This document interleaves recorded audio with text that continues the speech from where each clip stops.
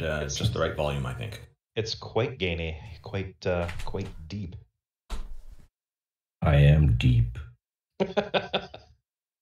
Oh my. That was a very good George Takei reference.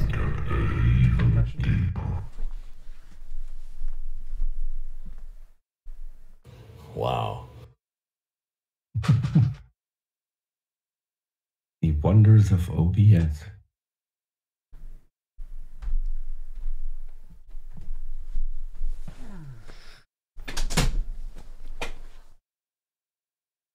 But am I too loud, or yeah, I think I might be a little bit. I think you're just fine. Okay. Do you guys want to start early? Let people come in just because we got nothing to do. So Zero G has asked in the text chat about the topic, convincing us that a god or a goddess exists, and wondering if we actually want to be convinced. I would say it's a matter of being open to being convinced. We're not closed to it. So it's not that we want to be, because that would be a bias, and we're trying to not be biased either way in this. We will raise serious objections, but we'll definitely give you your chance to explain your case. Well, I would say yes. Oh, yeah, I think if you're a skeptic, you want to know what is true. You guys hear me? Yeah. You guys in the chat can hear me, but no. Yeah, skeptic will determine we'll try to discern truth from falsehood, and default to not knowing which is the case. Testing. Can you guys hear my mic now? It was not working for a moment. Yes, we can hear you, TJump. You're coming through loud and clear. I would say I would want to be convinced if it was true. That would be the answer. So if it's true there is a God, then I would want to be convinced of as many true things and a few false things. So if it's true there's a God, then yes, I would like to be convinced. Would you guys mind starting early, since we have literally nothing to do and we're just sitting here doing nothing? We're actually going to be silent for about 5 minutes before it starts, just because the whole audience isn't here yet. And we've already announced to the audience we will be starting at 0800. So we've got another 7 minutes to go. So? Yeah, I also have the live stream scheduled and whatnot, so we're trying to be on schedule with everything.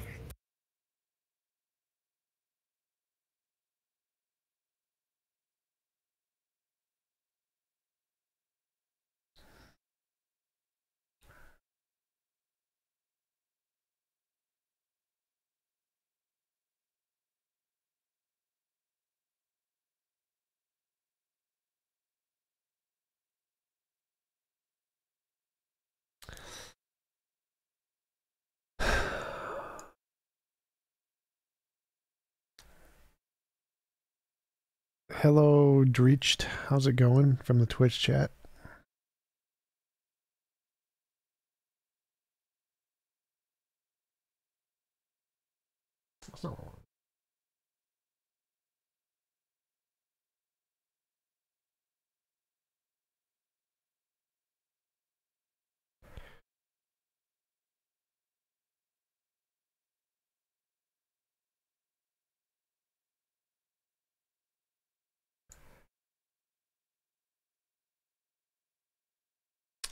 Rich, how's it going? Hey.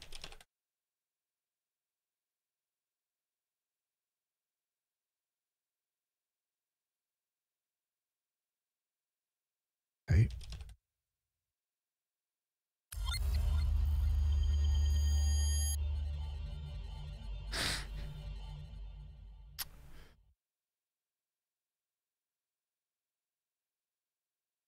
Orbital Nomad, thank you for the follow. Appreciate it. Yes, Surrender Monkey. My shirt has no sleeves. This is my plasma shirt. More guitar videos. I haven't played guitar in a while. You're American. You have the right to bear arms.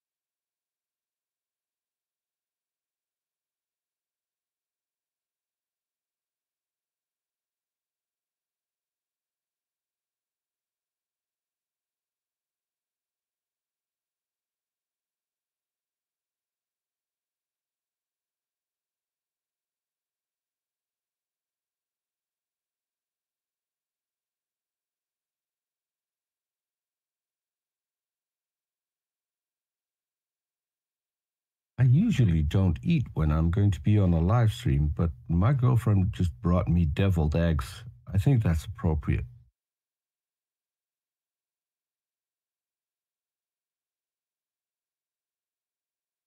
Pity you can't share.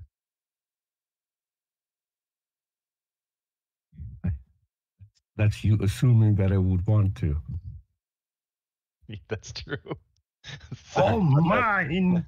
It's all mine.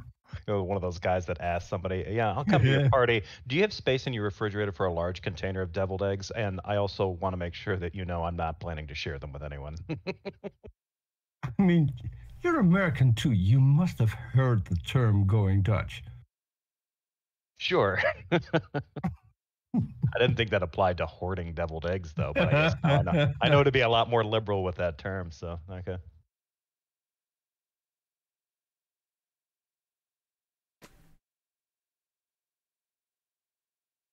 We need like a pre-show or something, so we don't have just to sit here and do nothing.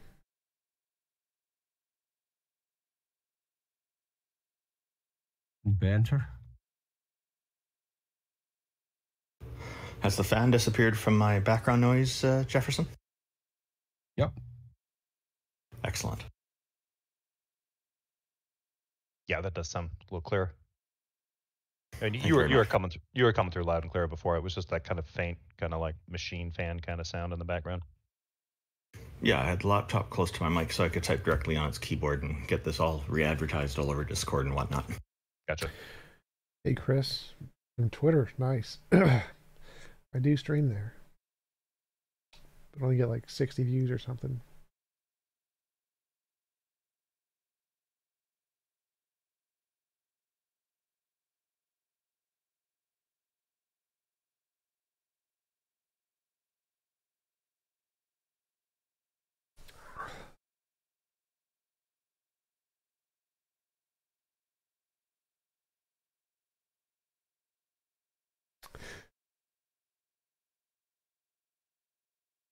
So I see there's a prayer in the chat. If you're Christian, you might want to check your Bible. The lying ass senile interloper in the White House was put there by your God, according to the Bible, and you should listen to him. Just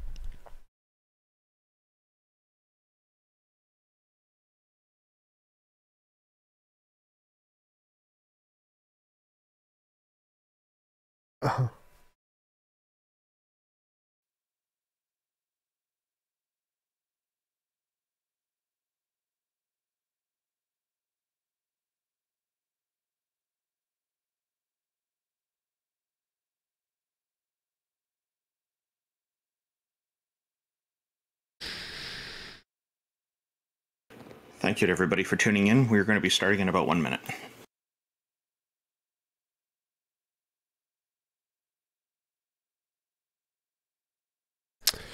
Hey, Luke, 3 a.m. in Australia. That's early.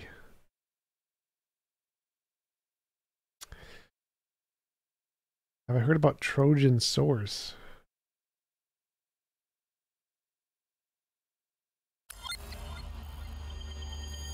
I've not heard of that from Rationality. Thank you for the super chat, Chris. Appreciate it. Did the Muslim guy cancel? Yes, the Muslim guy canceled. Modern day debate.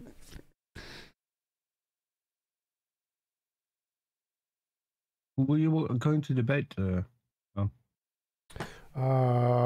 Friday there was supposed to be me versus some Muslim guy. Is Islam true? Something like that. Not a familiar one. What? I did after so during the last time I did have a chat with one of the Muslims that came on stage. He looks like a really nice guy, and I'm hoping to have a chat with him sometime soon. Okay, so we're going to be starting now. I'll just introduce the show here. Okay, I'll mute. Thank you to everybody for tuning in. This is our panel of atheists who, and sometimes we have a deist joins us. He uses the Kurt Russell icon, but normally he's not here right now. Maybe he'll pop in later. But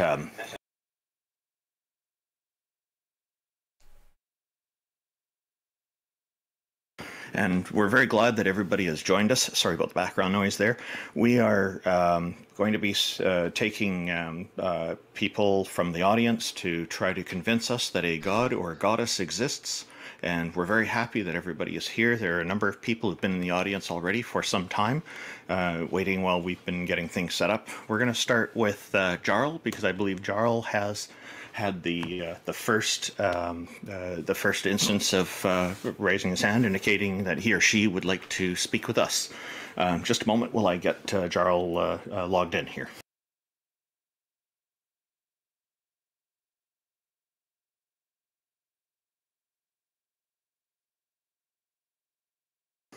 Hello, Jarl. Are you there? You can join us.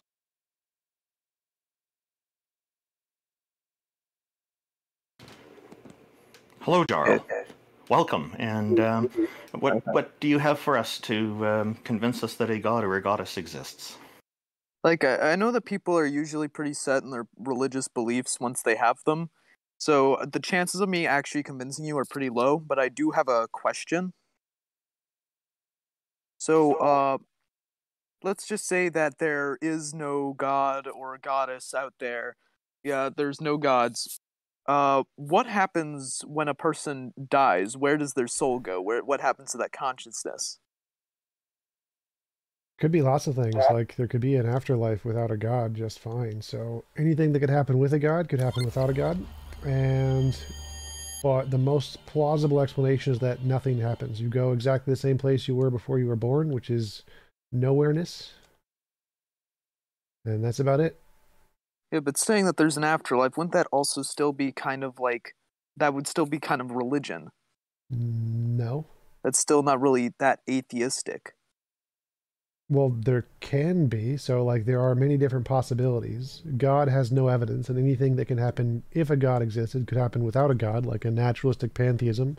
So you can have an afterlife with just a field or a dharma or whatever. So you can have heaven without God just fine. And so there's no evidence that actually indicates God does anything.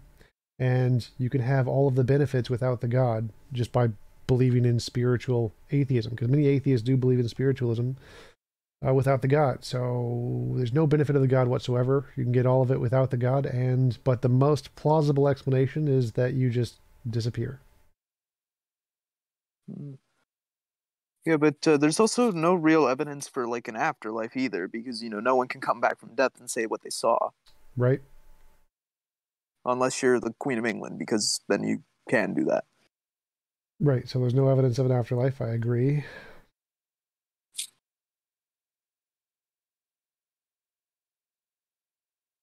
So yeah, that's all I really had to say. I just wanted to ask like what comes after death. That's all. Yeah, I guess I'll let the next guy stand up. Oh, I was just going to say, I guess that would depend on whether the afterlife is dependent on this deity, which TJump already highlighted. So thank you very much for coming on. We appreciate it. Okay, you're welcome. Also, it's pronounced Jarl, not Jarl. Jarl, thank you for correcting me. Actually, it's pronounced Jarl. Okay, goodbye. I'm Jarl of Winterfell. Uzro da.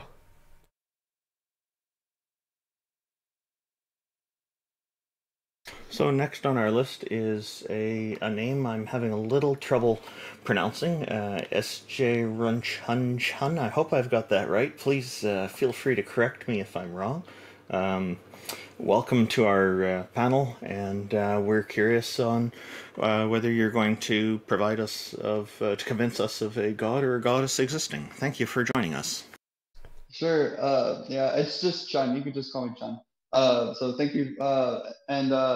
So what I'm going to try to do is I'm going to try and show that it's epistemologically impossible to be an atheist or to be into atheism. There's no way to actually get towards that position. And if I can just to interrupt, what do you mean by epistemologically impossible? What does that combination of words mean? It means that whatever atheism claims to be, that you can't actually get towards that position. You can't actually understand it. It could be true. It very much could be true, but it means that we as humans we cannot go towards it, or we can't hold that position. And we could think we do if we sacrifice it and say it's not anti-theism, or it's not theism if it's not related to theism, because theism is really fundamental. But if you say it's just a social construct like a video game company or something like that, then yeah, you could be an atheist. Yeah, certainly. But that's as a social construct. In terms of it being atheist, in terms of what theism is, the universal ontology, the ethics, et cetera, the things which are more fundamental and which are supposed to inform the material aspects, the metaphysics itself. If you're trying to refer to it as that, you can't get to that. So it's epistemologically impossible. So atheism means that it's somebody who doesn't believe in any deities. Now, there are some atheists who also hold the position that there are no deities. I'm not one of those. I just don't believe. And others here on the panel can speak for themselves on this, but you did leave the definition of atheism wide open on this. So, yeah, you're going to have to be a little more clear on this to make a cogent argument, I think.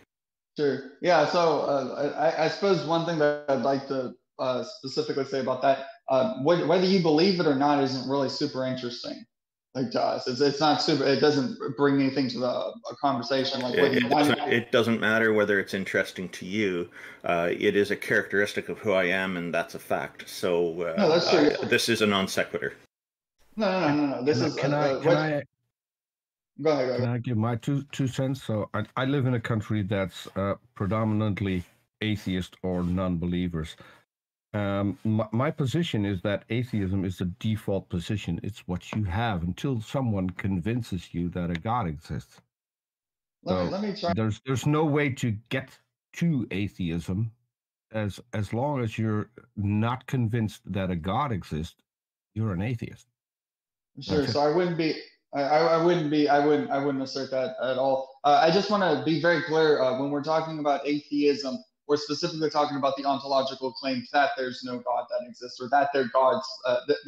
We have to separate the ontological claims from the epistemological. That's a straw man. So no, you don't get to define other people's position. When they define themselves as atheists, they get to tell you what they mean, not the other way around. I'm happy to take the position God does not exist, and I can justify that just fine.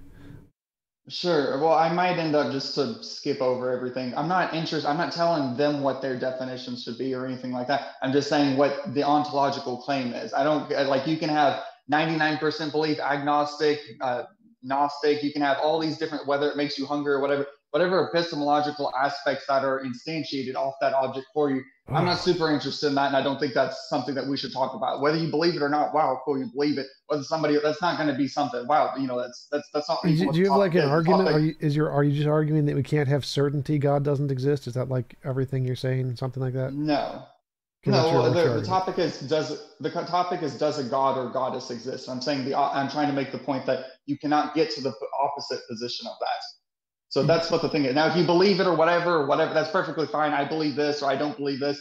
You can be agnostic. I have a justified belief God does not exist because all ideas start as imaginary until demonstrated otherwise. No evidence has been presented for a God. Therefore, it's rational to conclude it's just imaginary thing made up like humans, like in all the other stupid ideas humans have come up with. Therefore, I'm justified in believing it's nothing but a silly imaginary idea made up by humans. Sure, but you understand. Also, the topic is convince us a God exists. The other one is a subtopic. So why not go with that? Well, okay, so I can do that. So I can convince you a God exists by showing you that you can't have the opposite position, and then show what the corollary for that is. I think we'll just go into that. I think that's Chun, if I may ask, what is like, how do you define like belief? Because like a logical contradiction, like, you know that logical contradictions can't exist, like a one-sided, like a one-ended stick or a married bachelor. So if the entity that you're speaking of, or the God that you're speaking of, is defined in a logically contradictory way, and therefore it can't exist, can you still believe that the thing can't exist if you know it can't exist?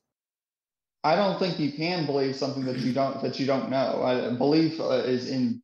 I know people. If you know it can't exist, can you still believe that it? I don't think you can. No, not okay. So if the Christian God, just for example, just throwing it out as an example, if the Christian God is defined in such a way that makes it logically contradictory, logical contradictions can't exist, then you know that it can't exist.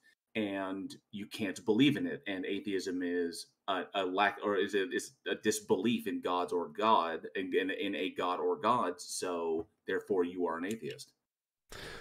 No. Okay. One second.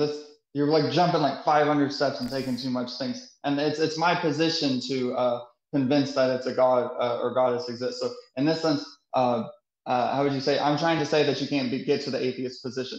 And I just explained how you could. I'm trying to explain that that's not. Okay, how could you stop telling us what you're trying? Could you just present your argument? Present argument from its conclusion. Go. Okay. So, anyways, okay. So if you have like physics, y'all would argue that's a propositional statement in a sense. It's propositional. It says that everything fundamentally, the material world is fundamentally measurable and understandable in matter or energy. That's a propositional. How would y'all define that? I want an argument. Like, what is your argument? Sure. Okay. So fine. So you have that, and then you have like quantum mechanics or something like that. You have quantum mechanics, classical mechanics. Argument. What is the argument? I have to explain it. You have to say the axioms. Okay. So you have to get the axiom. Axiom 1. That's what that is. And then you have things that are like quantum mechanics, which are constructions of, or classical mechanics, or general relativity, etc. So if you try to contradict one of those, or try to show they're wrong in any case, then you're never going to actually get towards the position that not all physics exists. You're only going to get to the position that quantum mechanics doesn't exist. Now, this is not the same. There's no symmetry inside this position. So this is where the negative, this is me saying how you can't get to that position. If you say quantum mechanics does exist, and then mechanics, which is a synonym for physics in the sense, quantum physics, etc., then you're asserting necessarily that physics exists. So there's necessarily, whenever you assert something, you necessarily lean towards it, but there's nothing that can get you to the opposite. There's no variable or anything like that which can get you to the position that physics itself does not exist. Sure there is. We can say we're like in the Matrix or supernatural or idealism is true, then all physics would be wrong. Well, no, physics would still exist under it, or a conception of physics. No. Well, there'd have to be physics inside there, period, even if you don't understand the base. Yes, that's how it is. Idealism is literally the position. There's no physics in Matrix. Stop. Idealism is the position consciousness is fundamental. So you can get rid of all of physics, say it's just a product of the mind, and that there's something else more fundamental than physics. Nothing you're saying is an argument. What is your argument? Okay. So physics, you can't. Physics would still be inside it. There'd be a conception of physics. No, I already proved that wrong. Idealism says physics is not inside of it. Just let me speak. Just let me speak. You've been speaking for 10 minutes and saying nothing. You've interrupted me the whole time. That's because you've said nothing the entire time. Let me speak. Let me speak, Jump. Next, let me speak, Jump. Next guy. Get rid of this guy. No, because I've got to speak. I've got to be able to speak. Like, he said nothing for like 10 minutes. Okay. He also didn't address the logical contradiction there. I wanted, because he just was like, no, you're jumping way ahead. I was like, no, that's the conclusion. I was going to ask him if that actually that convinced him of Christianity, or if he's already convinced of Christianity or whatever his God is, and these are just arguments that he uses to bolster his faith that's already there. Yeah, it seemed to me that he was trying to lay out the battlefield, so to speak, beforehand. And, it's great to come and define some terms and what you mean when you're going to argue something. But TJump is right. It's important to get to the argument. And this is where, we've already went through what different meanings of atheism are, and then he got into physics and quantum physics a little bit. We just did not get to the argument, unfortunately. But we're going to move on to our next guest. Epic is the next one in queue waiting. So welcome, Epic, to our panel. And what do you have to present for us to convince us that a god or goddess exists? Welcome. Oh, hey, thanks. And as an agnostic, I think if I can convince you there's a god, then maybe I would believe.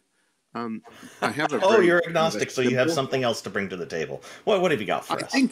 Yeah, I do. I think I might. All right, so I would say that if there was a God, let's see if I can convince you. God is what is. If there's a God, God would just be is what is. And let's think of the Earth, for example. It has life on it. The whole entire surface of the Earth is covered with life, just about everywhere. Even in geysers and things, they find life. And in ice, they find life. In the atmosphere, life's everywhere. Okay. And so like the cheeseburgers we ate last week became us. And then later, you know, the cheeseburgers leave us, let's say. And well, that used to be us, whatever comes out. And so we're moving through our environment, this surface of the earth, and the environment is moving through us. And basically, you know, it just is what it is. And like everything that is God. And without the sun, for example, there would be no life here on earth. I think that we know there could be, but as far as I know, there wouldn't be any life on earth without the sun. So we could even call the sun God, but I would just say simply that God is what is, and that's all. And we don't know anything else than that. Why would you say that? Like, I define God as a non-physical mind that created the universe. So I'd say nothing is God. I wouldn't say that at all. Yeah. I would be more like just agnostic about it and just say God is what is. If you want to call something God, just don't capitalize it. God that way? Yeah, I know that the theists don't like that. Why do you define it that way? Because if I said God is a potato, that seems like equally as coherent as you just saying God is everything. Because I think that God's a concept anyway. We might as well make it accurate. And if somebody wants to say God, we can at least let them be coherent. Well, normally we want to use words that convey meaning to the conversation. So you want to use words the same way everyone else does so that what you're saying actually makes sense. Just changing the definition of God to be the universe doesn't accomplish anything. It just makes the conversation more muddled and confusing. So when Christians mean God, and what most people mean by God, we say does not exist. And just changing the definition for God to mean potato or rock or something doesn't progress the conversation. It just makes them confused and makes you look silly. Well, there's a guy named Robert Ingersoll, and he said that we should and could, you know, why would there be a problem to just call it God? Becca, I'm just going to read something that's from Google when I look up the definition of God. And it says, in a superhuman being or spirit worshipped as having power over nature or human fortunes, a deity. So the way you're defining it, it sounds kind of more like something Deepak Chopra might say, where God is everything and everything is God. That sounds kind of more like from there. That's not really helping us. Like, what's understood as God or even a goddess would be kind of more in line with what TJump just said and what I just defined, I think. And that's kind of what we're looking for. I think we're really actually close, and I'll leave. But I would simplify it like Einstein says, if you can't simplify it, you don't understand it well enough. Einstein, I would say God is what is, and it does exist. Existence exists. And so there you go. And if you call it God, boom. So when you say God is what is, well, okay, God is a deity. Okay, that I can go along with. That doesn't mean that I'm convinced that it's real. So it's like saying... I didn't say a deity. I just said, literally just call existence God. Okay, it's just like it would be like saying Gandalf is a wizard. Okay, I agree with that. I don't believe Gandalf is real, though. Okay, let's do this, because I've done this for years, and I'm just thinking... Thank you for the super chat, Jacob. It just came to mind. What if there was a God, just hypothetically, there was a God, and nobody knew, even including that God, didn't know where it came from? It's still, God is what is. I mean, trumps that. See, there'd be a problem of the infinite regression with all these religions. And I'm just saying, if you're honest and stay agnostic about it and realize that we're here and that's all we know is we're here and we exist. And if we call that God, then great. It's the only real God. Why do you think there can only be one? There could only be one God as far as I'm concerned, because there's no evidence of anything else. There's no evidence of... Nobody's ever shown it to be the case that any religion has ever been verified and validated and real, or else they'd win the Nobel Prize. I agree with that. I'm just curious why you would prefer one deity over a group of multiple deities in this case. I don't. I'm just trying to see if I could convince you, and then if you were convinced, then maybe I would, because I'm just agnostic. So. To me, it seems like he's using the word God just to mean reality. That seems like what he's doing. He doesn't mean God at all. So it seems to be just a confusion of the language. Like, you're not making progress when you do that. You're just wasting people's time. Like, no, But that's no, I not wasn't what... wasting. I was quoting Ingersoll, the great agnostic. And he was wasting people's time too. Like, changing the definition of God accomplishes nothing in conversations. Like, if I change the definition of potato to something not potato, all I have to do is, all it accomplishes is me wasting more time trying to explain to people what this new word means. It doesn't accomplish anything in the conversation. Yeah, I do agree that pretending that some unproven thing made everything by guessing it and using leaps of faith in things is wrong. So yeah, and incorrect. Well, I'd go one step further. I'd say you using the term God to mean reality is incorrect. It is wrong to do that. It is wrong to use a word that has a very common usage, which most people understand, for something completely different. When people do that, it's called obfuscation and just ambiguity. It's not a good thing. It's a bad thing, and you shouldn't do that.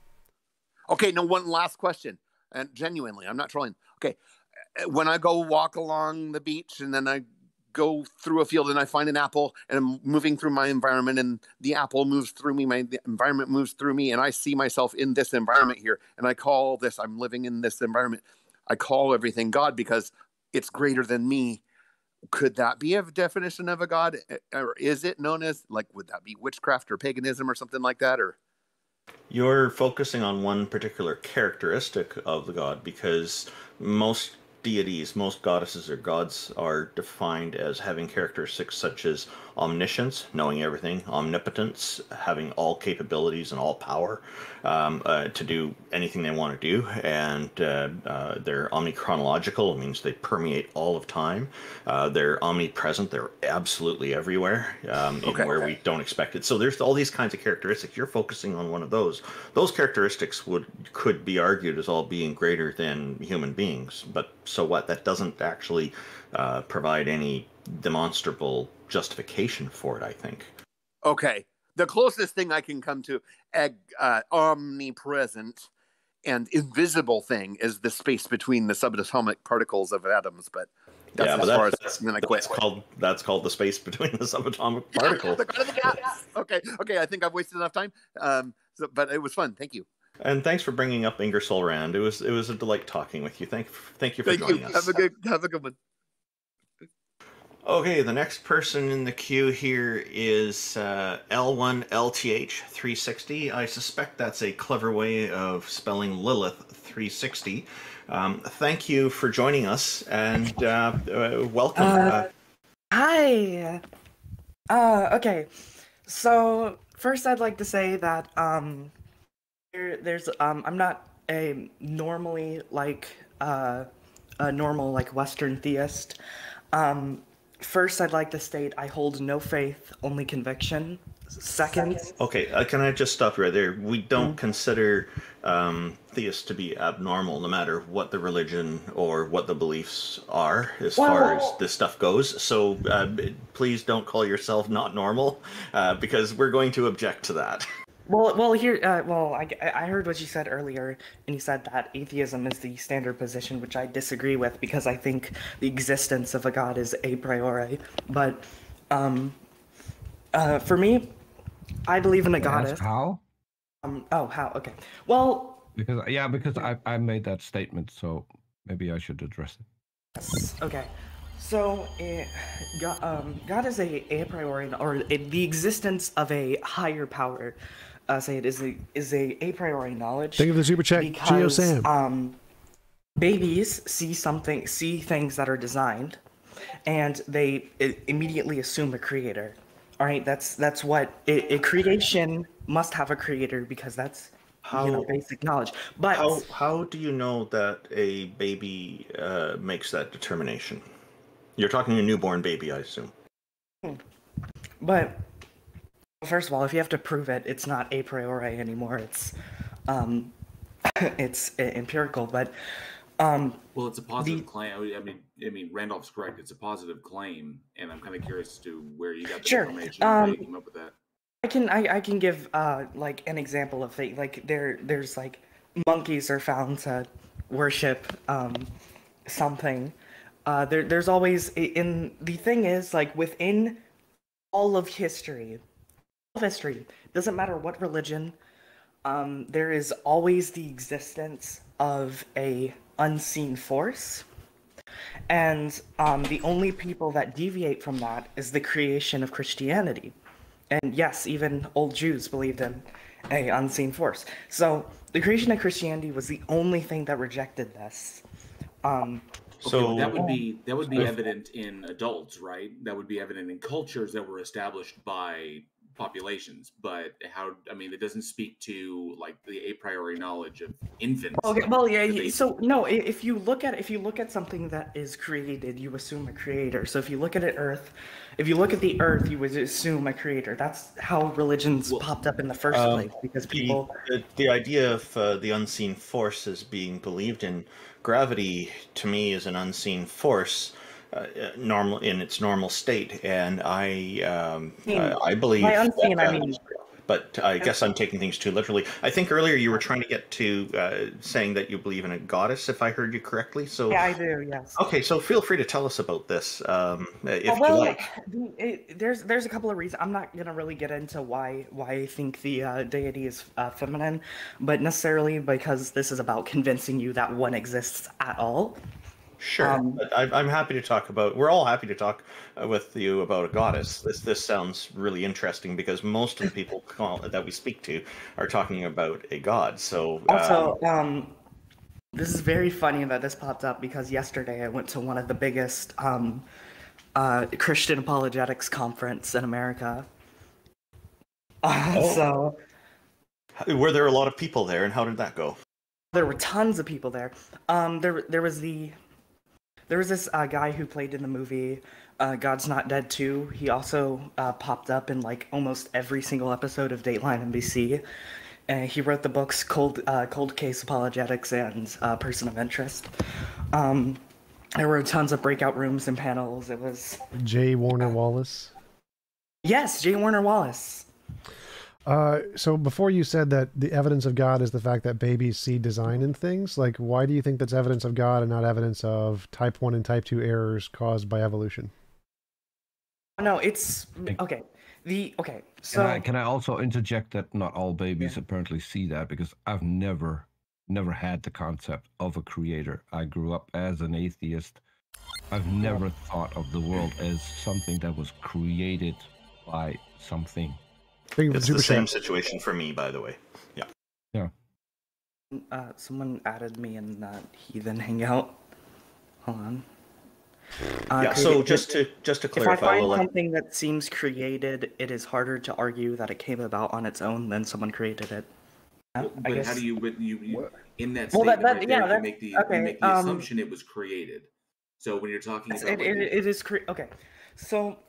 So like TJump said, TJump's question was salient right there. It was, how do you know that it was not a type 1 or type 2 error?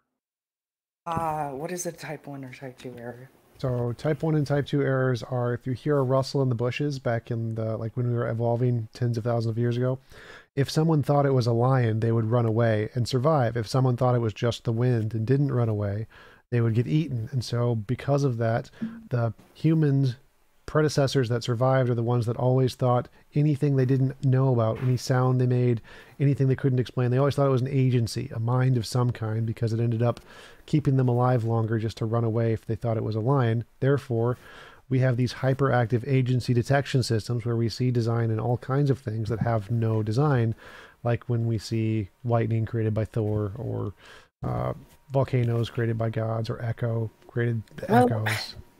Ancient, or where does the wind come from? Ancient paganism is there. Pareidolia. Ancient paganism is there because it was stories made to describe things that had a lot of deeper scientific meaning to children, and that's why it was why those stories and stuff was created. Well, I'm talking about before paganism. I'm talking about literally as we evolved. People always see agency in everything because of these fallacies. So this is before paganism existed. Well, maybe that's not an error. Maybe that's correct. Here's the thing, though. What is it helping you survive to believe in a god? How is that helping you survive? Well, again, if you hear a rustle in the bushes and you think it's a god or a leprechaun or anything that could cause you harm and you don't understand, you run away from it. So if you think there's agency in something, you run away. Whereas if you think it's just the wind, you don't run away. So if you think agency is in things, then you're more likely to run away from it. And if it's unknown, you're more likely to survive because unknown things used to kill us a lot. Curiosity killed I'm the not cat. arguing it's an agency. I'm arguing that it's a priori. So again, it is. I'm saying that what you say is a priori isn't. It's not a priori. It's a posteriori. It's a thing that comes about through evolution because people who thought things had agency survived more. And it's called a type 1 and type 2 errors. Wait, just to clarify, type 1 and type 2 errors are a technical term. I didn't name them. It was named in psychology. It's the actual technical name of these things. So this phenomenon has a name in the field of psychology and philosophy. It's called type 1, type 2 errors. And we know it's the case in evolution for pretty much all design inferences. Okay, but that doesn't apply to everything. And like, let me say that here's a better way to prove the existence of not exactly a god in the sense of I heard you guys giving a definition earlier, didn't you? Not exactly in the sense of that. Think of it like the Tao. I'm sure you've know about the Tao, right? I am familiar with Taoism, and Taoism, just in case people are wondering, it is a polytheistic religion. But perhaps, why don't you go ahead and modern Taoism, kind of. It's modern. Without the like mixing of like Chinese mythology. Modern Taoism is basically just another way of saying that you're interested in the Taoist philosophy without all the religious aspects. But Okay, no, what I'm trying to get at is it's more like just the Tao and Brahman, like that kind of feel, if you see where I'm going with that. Just a field of why don't you lay it out for us? Because we would like to hear the argument. I know a lot of us have interjected. We'll just give you some time to kind of lay out your argument. Maybe would a minute be enough time for you, do you think? Sure. Go ahead. Let's all just listen and hear what your argument is, and you can explain to us. So, so let's say, all right, let's take a hypothetical here. If there is a planet that is just a bunch of rocks, right, and it's dry, nothing there, and a couple of aliens fly by and they see it's just a bunch of rocks, that's nothing, so they go away. If they come back 50 million years later, and they see life flourishing there, would say it's intelligence. This planet, it has intelligence. So what that means is I believe there is an innate intelligence behind every single cell and organism. And this intelligence, this collective intelligence, is where we all get our it's how we live. It's how anything happens. It's how cells know how to multiply. It's how things know what to do. It's how life knows to flow. And this kind of this collective intelligence comes from somewhere. How would an intelligence come from purely just atoms? How would the atoms know what to do? How would the quarks know what to do in the beginning, if not them having intelligence beforehand? So this collective intelligence has to come from somewhere, and this is why I don't necessarily believe in a. I'm not sure what kind of goddess it is. I know it is a feminine force. I don't know if it's the Western sense of a literal entity, if it's like more like Brahman, the Tao, or anything like that. I know it is a feminine force that started the universe, and that we can gain, not only connection but become one with. Because I'm a mystic, but. Okay, it seems like you're saying that there needs to be some intelligence for life to be able to form. Well, I'd say no. The reason life formed was because of just determined physical forces, and RNA was formed on clay, which built the first original DNA, which then reproduced to make cells. It didn't know anything. It was just determined by physical forces that we know about. How would it know to do that? How would it know what to happen? How would that force... There has to be a no. It doesn't know. It's physics. It's like chemistry. Magnets don't know anything. They just attract. objects, physical shapes can bind together. Like in chemistry, the reason certain chemicals bind to other chemicals is because their shapes fit together, because they have magnetic resonance or an electrochemical bond. It has nothing to do with knowledge. They're physical forces of their properties cause them to bind. It's an intelligence because it's because things like, and then it makes cells. Why are you calling it an intelligence? Is magnetism an intelligence? Sure, yeah, in a way, I guess you could. Do you think that Lego bricks are intelligent because they fit into each other? No. And that is exactly how chemistry works. One of the other things that I have trouble with reconciling this is that there are people who are born with varying degrees of intelligence, and there are people who this intelligence wanes throughout their lives. As we get older, it's a well-known and well-documented fact that people's IQs decline ever so slightly in most cases, and then once we're dead, all this intelligence seems to be gone. By your reasoning, are you saying that once we're dead and we've decomposed, that intelligence remains? Yeah, I think what I think happens is we it's kind of like, because I'm not sure. Either there's two different ways that this happens. Either our intelligence stays, which I call the intelligence, it's an energy. It's a ki, chakra, whatever you want to call it, stays here and it goes back to the earth. Either that, or it's our intelligence, our collective consciousness joins with the goddess. We could become one with her. So how do you draw the line between that being true and just being an explanation for things that we don't understand? It's not, because these kinds of things aren't.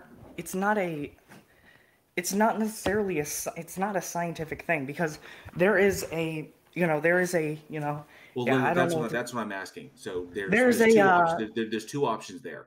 That what you believe is the way things are, or what you believe is actually ancient explanations that human beings came up with hundreds of thousands of years ago in order to explain things they didn't currently understand. It's like phenomena that they witness is like, oh, why does this happen? And then coming up with reasons as to why, because they don't understand what's actually going on. So it's one of the two.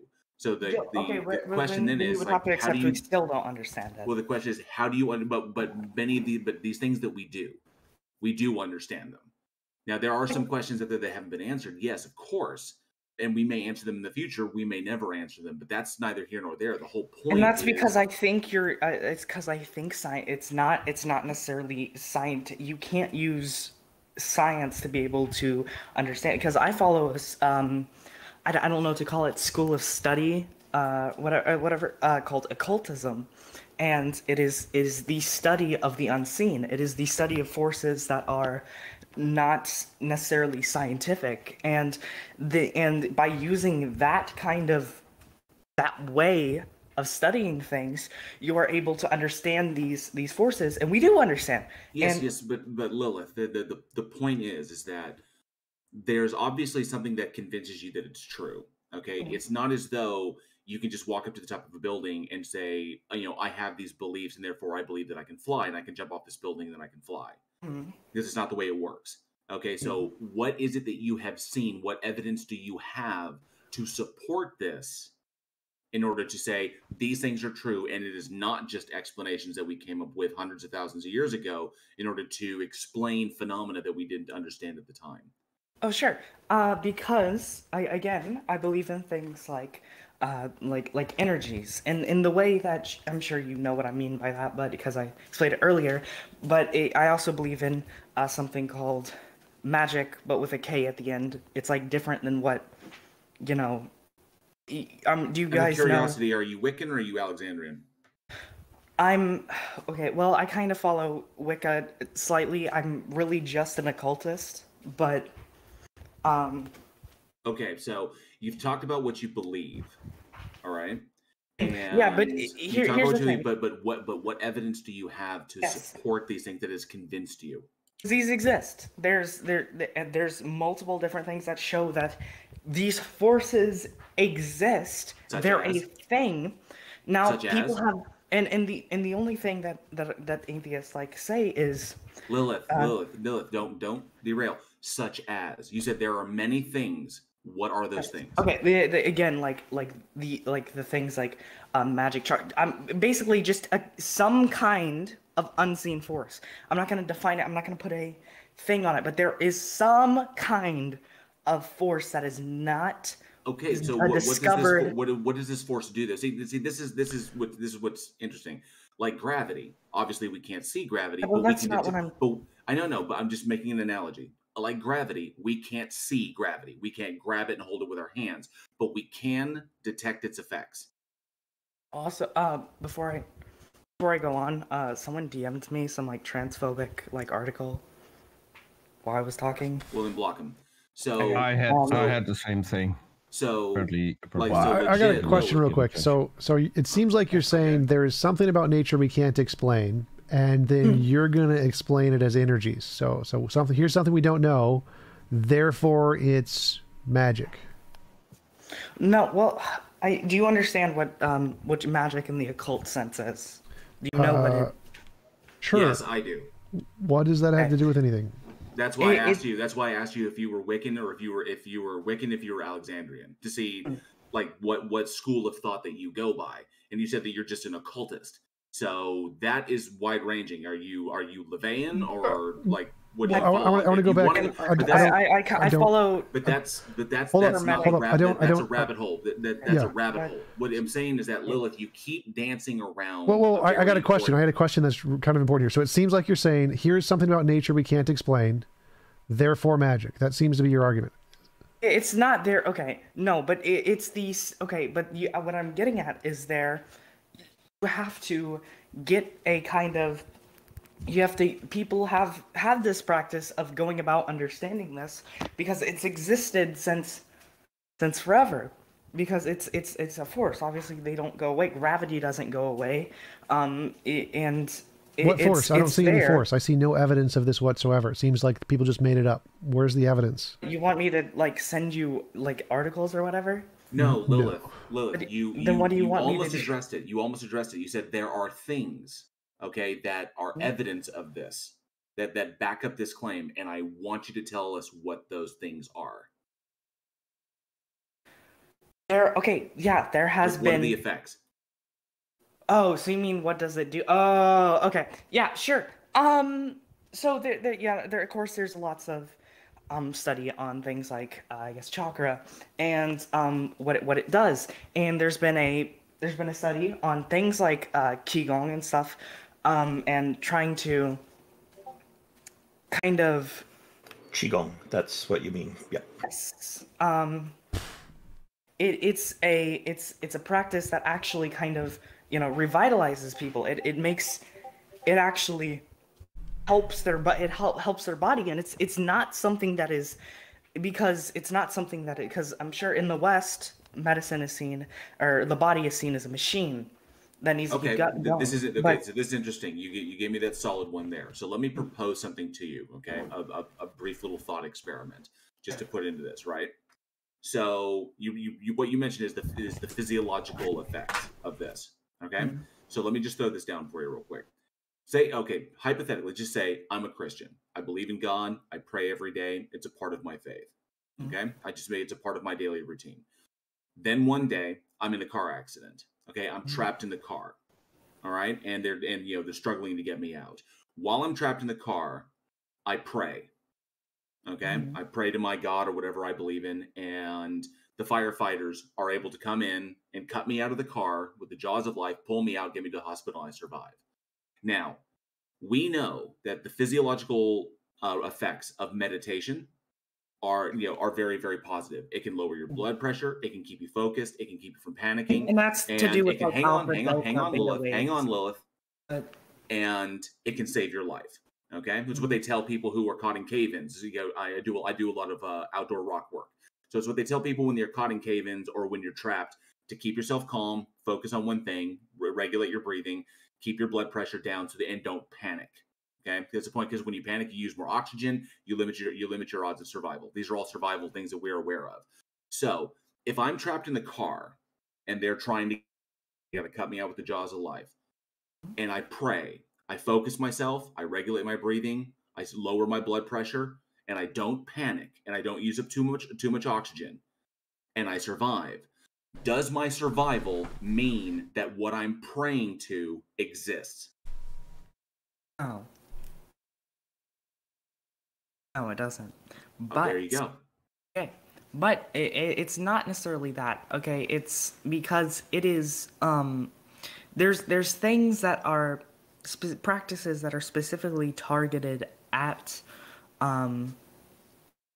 specifically targeted for these, like, you know, things like energies and stuff, and what they do is they work.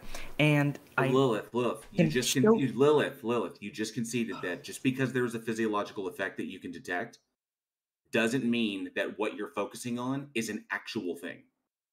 No more than just a construct. What I'm trying to say is that it's not. No more than just a foci. No, but okay, listen. But you don't. What you have there is you have something that is okay. You have a explanation. You have an outside. For these things are like, they don't have like a like scientific thing attached. It doesn't. It is. So it's based on this. So there's no. I don't know what I'm trying to explain here. I don't know how to explain it. What I'm trying to get at, there's a thing that is not like outside force. Like, you can't look at some other part of the body or something that you're doing that is affecting, because it's not there. I've seen lots of studies on Qui-Gong and chakras and energies, and they've all failed. Like, they've shown no effect. So I have no idea what you're talking about. That's not true whatsoever. That's not true whatsoever. Like, no. If you think it works, then publish it in an academic journal and you win a Nobel Prize, you'll get $1 million. So no one's won the $1 million yet. He's talking about the James Randi. No, the James Randi Prize. The prize for winning the Nobel Prize is $1 million. Oh, it was $1 million. Okay. Because there's also that Randi Prize has never been claimed. Yeah, that's a different one. There's been many claims on James Randi's prize, but nobody's actually won it. Yeah. Somebody did win it, but that was an April Fool's prank, it turned out to be.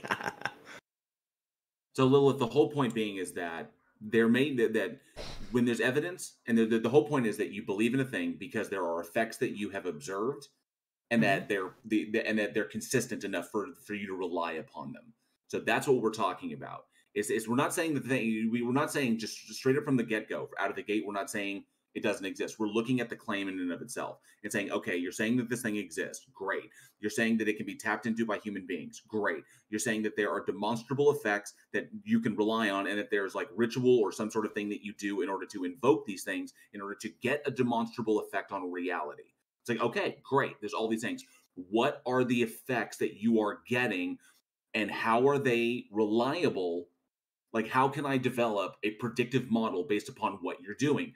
But the problem is, once you go beyond that, you're going to start getting a thing. Well, it depends upon how much you believe. It depends upon how much you're willing to just, throw to the ether of confirmation bias. And, you don't want to investigate it too closely because then you lose your grasp on it. These are problematic. Well, I understand the thing, but I'm not gonna get into magic because that has to do a lot with intention, and obviously that can cause some like problematic for it, like going against atheistic arguments and stuff. So I'm not gonna talk about that specifically. I'm gonna talk about. Okay, so how can you determine the difference between this and confirmation bias? If you hold the belief and then you interpret evidence as confirmation of that belief that you already held. Because you can, How did you determine it's not confirmation bias? Because even if you do it and don't believe, it's still going to like happen. It's because it's objective reality. What's going to happen? Like, for example, like if you do some kind of thing with your energies, I'm not going to like with a specific practice right now, but you're going to see effects from it, and you're not gonna see what effects? Any kind of Whatever. It depends on what you're doing. I just okay. So the reason I'm asking, the reason I'm asking is that most of the effects that you see can be explained by just natural processes that we already know about in nature. So you'd have to give some effect that isn't already explained by all the things we know about in nature. That's what I'm asking for. Like what effects do we see that aren't already explained by regular medicine? Okay.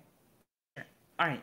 There is a what is it called again? I'm trying to think of where they did it, but there is a study on it was a study on think what it was I'm trying to think of like the name real quick. I'm sorry. That's okay. I just want to remind everybody we've spent quite a lot of time on this conversation, which has been great, by the way, Lilith. It's been a pleasure speaking with you. We want to try to wrap this up pretty soon because there are other people in the audience who would like to speak as well. Yeah, sure. So there was this. All right. So what happened was, all right, a group of I think what it was like university. I don't know, student people like that represented the university went and to try see the effects of Eastern medicine, and what they did, of course, they didn't believe it because they were skeptical, yada yada. What they did is they went there, and then they tried the practices. What they found was it actually not only it helped them. I don't want to say that because you could explain that with, but it literally like there was their muscle pains like went away. Like their what happened was what I was gonna say earlier is like they could think clearer, but you could that's I could chime in on that because I've had something similar, and what I then used to do was a muscle relaxing exercise, and it absolutely works. And you can the exact same thing in a slightly different shape are found in some religions as a form of meditation or the fact that those things work can be scientifically explained because it's just an exercise you do to relax, and your muscle pains will go away because you might be contracting muscles unconsciously, and by doing an exercise like that, you will train yourself to relax those muscles. So that would absolutely work. It'd be no different than chewing willow bark for a headache. And I'm just saying this.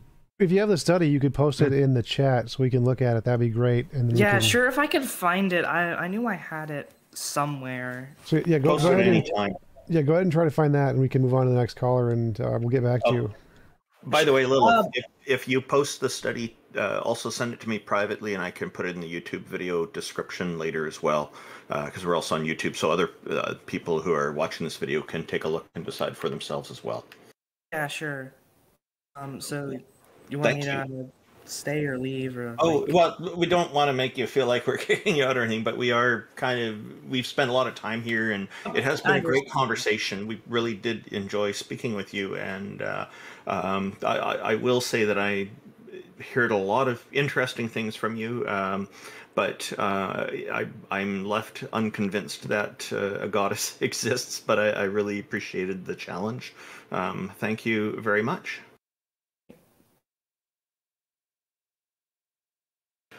So our next audience member who's going to be joining us is Aura Seal. I hope I'm saying that right. Oh, where did Aura Seal disappear to? I'm sorry. Oh, there you go. Discord's moving people around. Aura Seal, Welcome. Thank you for joining us. And what would you like to present to us for convincing us that a god or a goddess exists? Welcome. How's it going, guys? It's nice to meet you all. I've been listening since about the start of this, so I've written down some notes just from either what you guys have already talked about or some things that are thoughts that I had along the way. Great. I think I wanted to start out by asking a question and addressing all of our biases here. I'll say, first of all, I am a Christian, and a part of a argument that I've heard on if I may ask, any particular denomination or I'm non-denominational. Okay, just checking. Thank you. Just Bible reader. Okay. So I'm a Bible reader too. An argument. Sorry about that. I'm a Bible reader too. I didn't hear. Yeah, exactly. Me too. So an argument that I've had from some of my atheist friends, and you guys may affirm this argument as well, is a lot of religious people have fallen on hard times before they were religious, and it's those hard times that have drove them to a belief in God. And I believe that it's fair to say that for some of these people, it is specifically because they wanted to believe. I think this is a fair enough argument that because someone wanted to believe in God, they believe in God. I think that this is a fair observation, that this is something that does happen. And during hard times, I'll also point out there are people who end up leaving religions because when people are faced with hard times, it can cause them to rethink their lives. And so you will see people moving in both directions. What was that you were saying right before Randall interrupted? You said because people want to believe, it's rational for them to believe. Is that what you said? Maybe not that it's rational, but that is a bias that I think I wanted to get out of the way. Is if God does exist, whether or not he does, do you guys not want to believe in him? Like, would you want to believe in him? If he exists, whatever I want to know. kind of God you're thinking of. If he exists, I want to know that he exists. That doesn't automatically mean that I would worship the Christian God, and that is because I've read the Bible. I don't think I would ever worship a God like that, but I would want to know if that God exists. And to follow up with what Peter said, if I was to know that the deity was real or multiple deities are real, then I would my beliefs would fall in line with what I know in my case, and so then I would believe.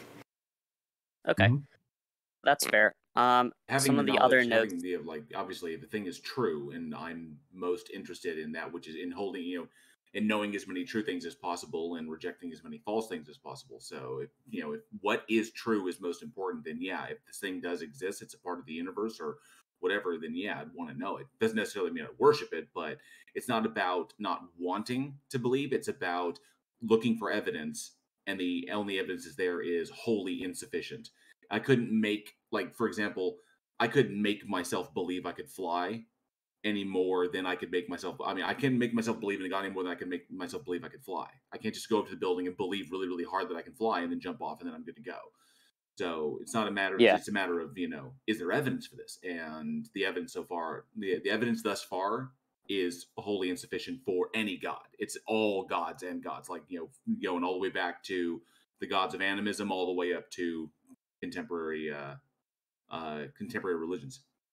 Yeah, for me, I was a Christian for the first 30 years of my life, and as a child growing up, I never doubted the existence of God.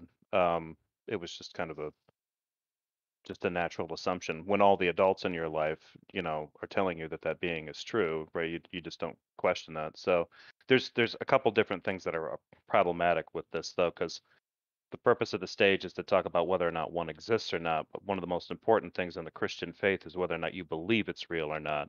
And that's an issue of faith theologically, which is slightly different. So the faith issue, I never really had an issue with. But when the faith started to go away, if someone were to ask me, as time went by, do I think that one actually exists or not? Then the answer was probably not. So what I want to know, definitely. But from a Christian perspective, and that this doesn't apply to everybody that's going to be in here, but from a Christian perspective, it's whether or not you believe it. I just want to say I have high function autism. I couldn't care less what people have for hard times. I don't care about people's emotional biases. I just want to know what the evidence is. So it doesn't make a difference to me one way or the other. Just give me the evidence. I found it really interesting that you brought up one of the key methods that, or I guess one of the key attributes in people that religion looks for to convince them to basically, there's this void, desperation and fear. And when things are out of control, and essentially that's what religion does, is that they'll target individuals like this, individuals who are in dire straits, individuals that are monetarily, strapped into drug addicts, people who are, the homeless. It's that's people they target to give them the life raft. Because you go to somebody, you go to an atheist where everything is like, where everything's kind of working out, and they got to it's like you wouldn't be able to convince them. But someone who is like, I have nothing to hold on to, and I feel like I'm drowning by everyday life. They say, well, here's this life raft. They'll grab onto anything to keep their head above water. And I just found it interesting that you brought that was the first thing you brought up. So continue, Ara, please. Well, the reason I brought that up was because I think it's important to get the most fairest representation of both things. But someone said it before as well, that it's not just that brings people in, but it's also that kind of desperation that brings people out. And that was what me. I was kind of, what I was kind of trying to get at with that is that there is a bias that does, affect how we may believe the faith issue.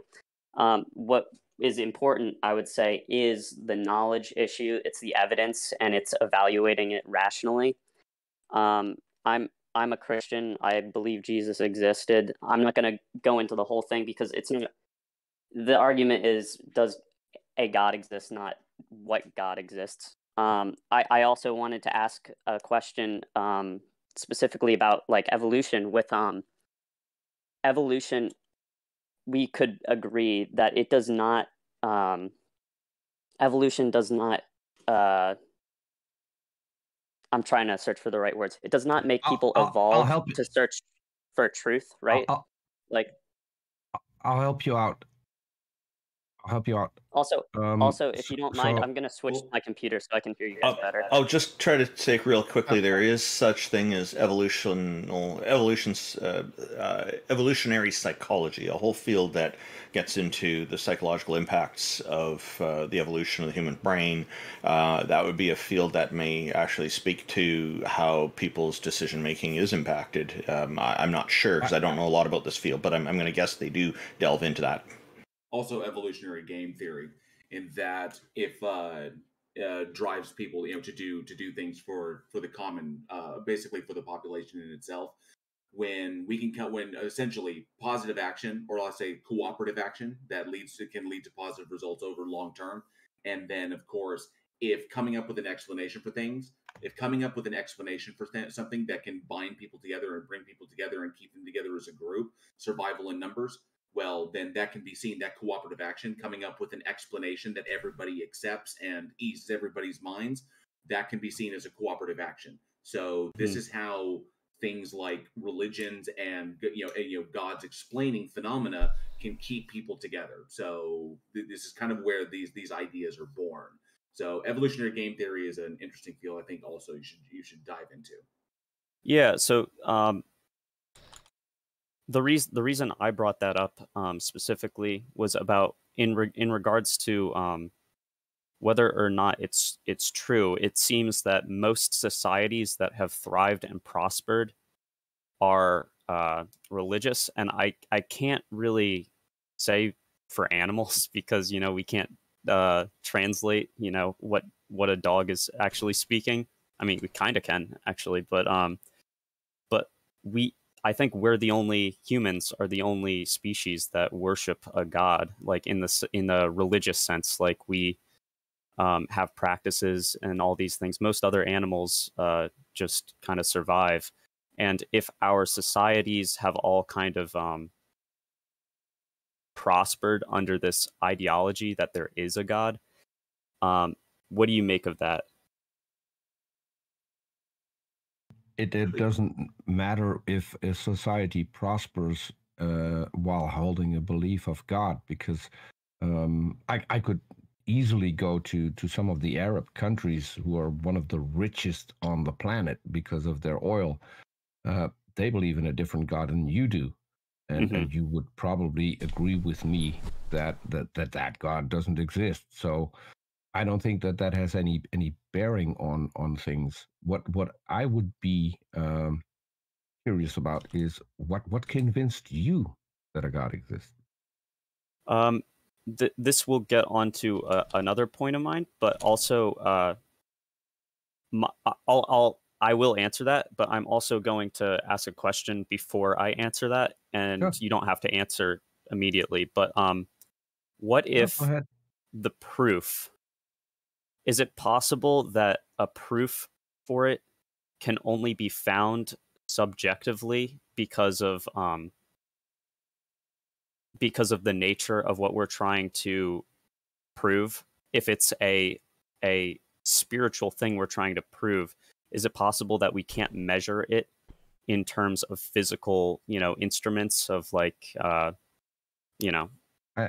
hate proof in this, because proof, there's no proof in science. Proof is a mathematical concept. So evidence. What I would, you should go with evidence, and if there is clear evidence for something spiritual, then we could evaluate the evidence. So far, I've never seen anything. I don't even know what people mean when they say spiritual. So I can say my what made me become a Christian, if that's okay. Yeah. If you still want me to answer before you go there, I'd just like to address your point, because sure. If something is interacting with reality, then we should be able to measure that.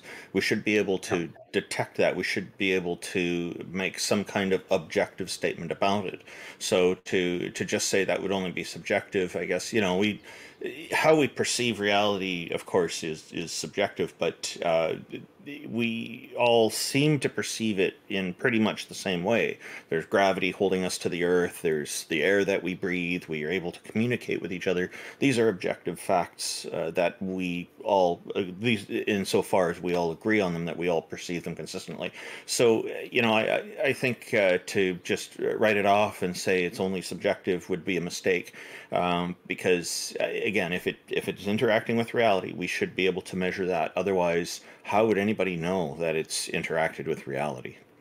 I think to continue. Sorry, what Peter. Peter. said. Just a sec. Just let Aura respond to me here, and then go ahead. No, I wanted to add one thing on, because you're fine. If you have evidence is independently verifiable, so it wouldn't be subjective. Yeah. So I think it kind of pairs well with my last statement, is not necessarily what type of God, but when I was saying, if I say, okay, well, it so happens that most of the nations that have become great powerhouses in the modern world were founded, and they had a deep belief. It was a majority of the population, we would say, had a belief of a god or gods, and because of evolution, if you want to say, evolution found that believing in a god is what made us survive longer. It's what made us had the ability to create these great societies. And is that not a effect that we let can measure? him finish. Let him finish. Say that again. Finish your sentence. Well, that was pretty much it. Is that not a effect that we could measure in the sense that the societies without these beliefs died out?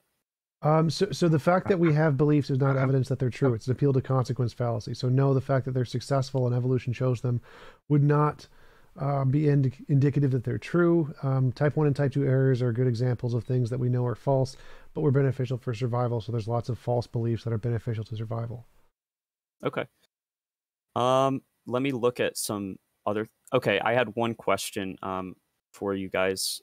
I don't think I asked it already, but what would convince you? Do you know? That there is evidence. Non-testable predictions, any type of scientific evidence, anything that you could tell the future about, anything that you'd be able to differentiate imagination from reality. So could I give you an extreme? You're asking us, a whole bunch of us, all of us, to give you some explanation here of what would convince us. Mm-hmm. TJump has just specified. I was about to. Sorry about that. No problem. What would do it for me, and I've responded to this before, this question, is that one example would be if this deity was to grant me omniscience and omnipotence for a fortnight so that I could experiment with these things myself and verify this independently on my own. That would definitely do it for me. Does anyone else want to? Evidence of any kind, but then again, if this being does exist, then if this being does exist, then it knows what evidence would convince me, and it refuses to give it. So, yeah. Okay, so I was gonna give an extreme and see where you guys lie after this, but say you were in biblical times and hypothetically this did happen. Moses parts the Red Sea by the name and the power of God, and you're walking through it. Would that convince you, or would that not convince you that a God exists? No, and I can tell you why. I'm an amateur magician. Yeah, go. I would need to know how it happened. I mean, I can see people. I'm just as I said, an amateur magician. I've seen people do things that I can't do, and I want to know how they did it. So one of my I understand that. One of my bullet points was actually, it was going to be, I added to it, but it was just going to be magic. But I added to it. Would you guys feel that this is how I define magic internally, but it is just science that we do not know. It's something that's happening that we can't explain. We got a Marvel fan. I would like to offer a different answer. So I'd actually say yes, if there were consistent ways that you could believe in a God gave you some kind of power over the world, like parting the Red Sea. Fortunately, Moses didn't exist. But yes, if you could do those kinds of things and you did them in the name of a God and they didn't happen in any other instance, then yeah, I consider that to be strong evidence of a God for sure. Okay. So I'm with TJump. I'm still curious what convinced you. Yeah, so I had a very personal experience where I had what I would call as a divine experience. And this is why I analyze, I think everyone analyzes the evidence. You shouldn't analyze any evidence and just like believe it because like, well, I already believe it, but you should analyze it afterwards and see if you still believe it. I had a divine experience after a very traumatic. I did a lot of LSD back in the day, and I saw God, and then he handed me over to Satan, and then I was tormented, what I believe, by demons for a lot of months. I had to go to. Quick question for clarification: did you experience this while being under the influence of LSD? Yes. So that means that your brain wasn't working reliably. So why did you even think that any of that was real?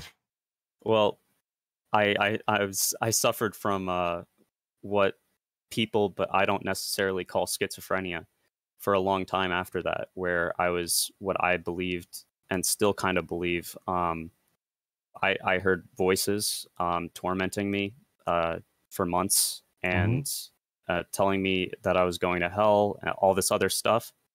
And It was only when how did you determine that any of that was real or not your brain playing tricks on you? So this as a method of survival, maybe. Yeah, this is why I asked if I should say evidence, not proof, can only be subjective. If it's a spiritual thing, because I can't, I can't really prove or say anything that'll convince you. I'm not trying to really with the spiritual stuff. No one's going to ask. No one's going to ask you that. But the thing is, Peter, wait a minute, JL. Hang on a second. One thing so is the question that's important, Ara, is that you had this experience, and I myself have done quite a bit of LSD. So yes. I'm aware of what tracers are. I understand the lasting effects they can have. I haven't done it in decades, but occasionally, even then, I will still get some minor effects. I'm aware of what lysergic does and what the effects that it has on the brain. I understand, the studies that that Leary was doing in order to try and work with LSD and control doses with mental illness and schizophrenia. So the problem is that we understand these things. We understand that there are lasting effects that these drugs can have on the body. You can get the same things with DMT as well. So my curiosity is, you took this experience that you knew you had when you were in an altered brain state. Your serotonin and your dopamine levels were completely out of whack. Okay, you had this wild experience. I myself have had wild experiences. I've seen the walls breathe. I've seen the black leak out of my eyes. These are all hallucinations. Yep. Okay, and then after the fact, you had lasting effects. Okay, now I have had in the past, I have had bad trips that after I'm completely sober and weeks later, that experience will still come back to me because it was so vivid, and it was like, oh, that was so freaky, and it will still kind of shake me up just because it was so freaky what I saw. It doesn't mean that it was real. So how did you determine that what you were experiencing was not merely the lingering effects on your memory of the experience that you had because it was so vivid? Because I would say that you had a bad trip. So I would also say I had a bad trip. You had a bad trip, and then the lasting effects of that were on your memory. It was like, wow, it was so intense, and then those lasting effects lingered with you. Okay, and eventually they will dissipate until you. And normally, what they'll tell you is that in order to get these things to dissipate, you find other things to focus on to get your attention away. So you develop routines that once you start thinking about these things, you immediately go to something else, and you train your brain to not focus on that negative experience. You then associate the negative experience with a positive, something positive, and you just train your brain to automatically go there whenever the negative memory comes up in your mind. Okay, so you did this with religion. Okay, Fair. you basically associated the positive feelings of your God with the negative instance of that bad trip. So now every time you think about the bad trip, you immediately go to God, and it makes you feel better. So there's a physiological response to that. So you don't mire yourself in the negative memory. You immediately associate it with the positive thing, and you immediately go to God. Because you had a physiological effect, I can understand that. And I get it. I get the mechanism behind it. Does this mean your God exists? No, and I also am not. I that's why I'm happy to say my experience, but I also acknowledge that's not very convincing evidence for other people. I can ask a question. You brought it up, and you said you had a divine experience. So I'm 100% certain that you probably experienced what you just said that you experienced. That is real, because I've had things happen to me that were pretty incredible. My question would be is, how did you link that to being anywhere divine as an intervention? I've done a lot of acid before. I know that there are altered states. It was like no experience I've ever had, and in one instant, there's a few things things that went on. In one instance, I knew that there were other presences that weren't me in the room, and then in one moment, I knew that there. So that this is why I'm not going to sound very. I'm going to sound crazy, so please excuse me. No, you're not. Hold on. No, you're not going to me, sound dude. crazy I've done because, drugs. as I said, I've had my own experiences. This is not sounding crazy. I just don't want this to taint what I'm saying. No. My logical it's arguments. Not. At least not. Okay. It's not with me. I can guarantee you that. So the thing is, though, that you go to explanations that are probably the wrong ones and then eliminating them. What I'm curious about is, how did you end up with the thought that it might be divine? What was the evidence for that? Well, I saw a giant glowing image of a man with a crown, and I wasn't thinking Jesus at the time. I just knew that that was God in my head. And then it disappeared, and I saw Satan, and that's when Satan started to sing about my life to me in a very real way. It wasn't like a bunch of random words or anything. It was a coherent song. And at the time you had it, were you into reading the Bible, or did you have any interests about religion as a whole, or your particular religion? Nope. And my family is not religious. You had no concept of God or Satan before this? I'm not saying I had no concept of them as beings, but my family is not religious, no. Well, there you go. No, my question was, were you interested in the whole thing at that time? Okay. No, I was interested in drugs. See, that's the wild. That's the wild thing. That's the wild thing when it comes to these things. When you have an experience, when you go through experiences like this, okay, especially when you're hallucinating, you never know how it's going to suss out. You never know how a trip is going to run, and everything that is within your imagination is going to basically what we jokingly refer to as like the download period, like the hour before this shit kicks in. Mm-hmm. Everything that you're like aware of, like you're consciously aware of or even subconsciously aware of, that will inform your trip. Okay, it's all pretty much the data that's all pretty much at the surface.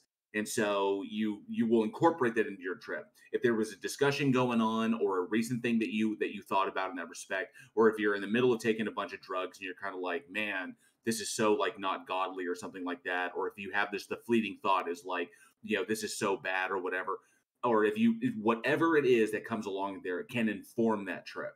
So if you had some beforehand, knowledge or even a thought about these things, and then you incorporated that information into your hallucination, and then that's the experience you had. Mm-hmm. So to summarize, why can't your experience just be explained by the drugs in your brain? Why do you need to invoke God to explain that? Seems like it's perfectly explained by just the brain doing brain chemical stuff. That's simplifying the question that I had before. Why go to the divine? That's perfectly. Yeah, so that's me looking back at it, and afterwards, after that trip, I didn't become a Christian. After that trip, I was just like, wow, that was a pretty interesting experience. It wasn't until later when all of this stuff started kicking in with what I also believe is demonic oppression, where I'm being followed and I can hear, torment, like it's actual words. It's a being tormenting me day and night, and it's not me. And I'm also not saying that's the evidence. That's why I want to not put too much emphasis. This is my personal story. It backs up what I believe through, I guess, scientific reasons. But I believe there's a lot of other stuff that's a lot more important than the subjective. But I do think the subjective does play a huge role in how we interpret the evidence that we get. Is that fair? Which is why we want to have it independently verified, and that makes it good evidence. Exactly. So one of my what I don't want to do here, is because this could also be something that at the moment at least is keeping you sane. So I don't want to take anything away from that and telling you that it's not true. So maybe we should. You can say it's not true. It's fine. I'm not going to be okay, but struck. Yeah. Well, you don't know what happens to people. So if you're convinced that you see demons, and the moment that protection falls away, I don't know what you're going to do. So that's why I don't want to attack this. Okay, I'm just saying you're fine. I'm recovered, if that works. Okay. I don't feel attacked. I don't. But anyway, okay. One of the bullet points that I also I don't know if we fully went into this, but what kind of we did kind of. You said predictions or TJump, I think. You said predictions and some other things. Differentiate imagination from reality, and the thing that does that most effectively is novel testable predictions. So if you can use your hypothesis, say, if my hypothesis is true, here's something we would expect to see in the future, then you do an experiment, you see it, that's evidence. Okay. All right, that's fair. I also had, I think you defined it at the start of this whole thing. If you'd like to define it as well, not for me, but for whoever's listening, your definition for God is a mind, non-physical mind who created the universe. Okay, and has power over it, right? Either way, it doesn't make a difference. Okay. Yeah, and I'll just add to that what I read from Google, which is what a lot of people will probably go with as well, which fits with what TJump is saying here, is a superhuman being or spirit worshipped as having power over nature or human fortunes, such as a deity. So that's part of it as well. I have a completely different approach. I don't have a definition for God. When I'm talking to someone who is a believer, the one thing that I need to address is their definition of God. So no matter what my definition is, if you want to convince me that the God you believe in exists, I'll have to go with your definition of God. Mine is completely irrelevant. Okay. Now I have a separate question as well that ties in, but so we should wrap things up fairly soon. So maybe this will be the last point for you. Yeah, go ahead. But go ahead with this. Yeah. It's a semantics issue. I won't deny it, but my standpoint is that it is completely irrational to say for a fact I'm an atheist, or even, to be fair, I'm a theist without making it a faith issue, because I think we can all say for a fact that I am not completely certain if there is or isn't a God, but I am convinced this way because of the evidence. I think I agree with half of that. So the half that I agree with is when someone says they're a theist, then yes, that is a faith position, because theism is the belief in one or more deities, one or more gods or goddesses, or goddesses. It's so definitely there's a faith component to that. Atheism is the absence of belief in any deity, so there isn't that faith component with atheists. Some atheists may have some beliefs, that including a belief that there are no deities. In that case, you could argue that would be a faith component. But I think what you'll find is most atheists who do that will often have arguments to back that position up. Just like theists will have some kind of argument to back up their positions. So I'm the type of atheist that just simply doesn't believe, and so it is not a faith position for me.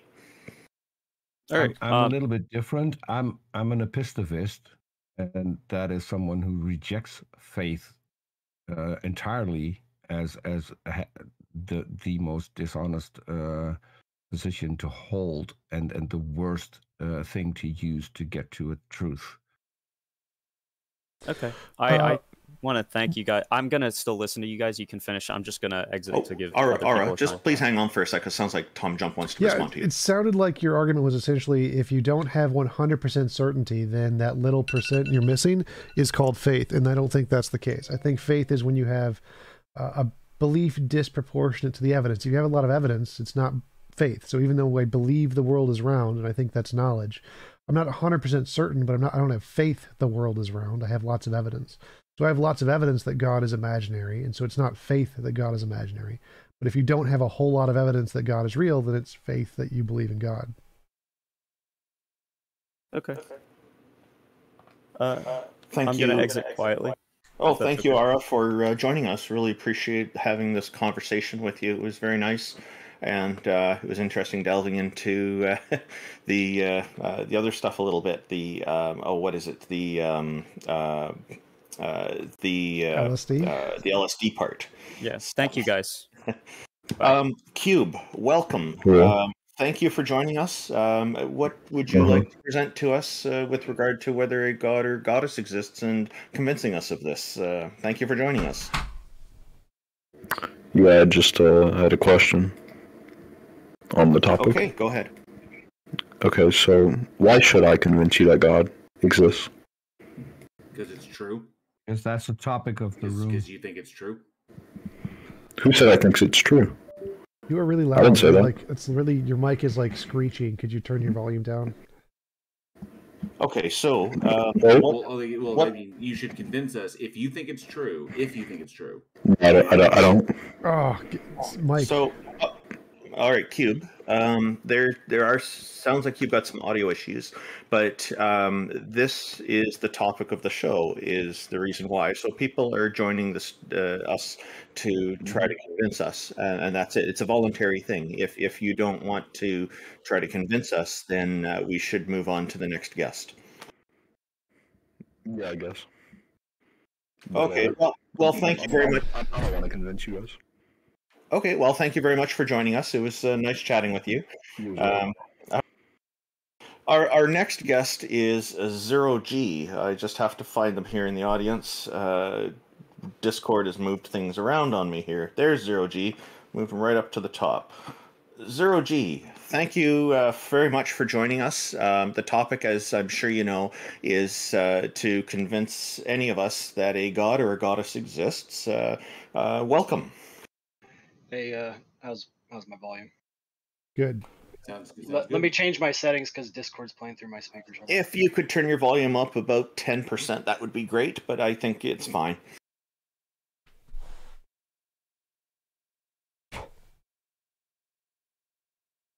All right, how about now, guys? That sounds great. All right, sorry, for some reason it's still playing through my speakers. Hold on, I apologize. I wasn't ready for this. So, all right. Can I get a mic check real quick? Your mic just suddenly got better. You're doing great. Okay, there we go. Okay, yeah. Sorry, I was playing through my speakers on my headset, so I was trying to figure out. So I took notes. Like many people here, I'm not sure exactly where I want to start, but I think I want to start with questions, kind of open to everybody.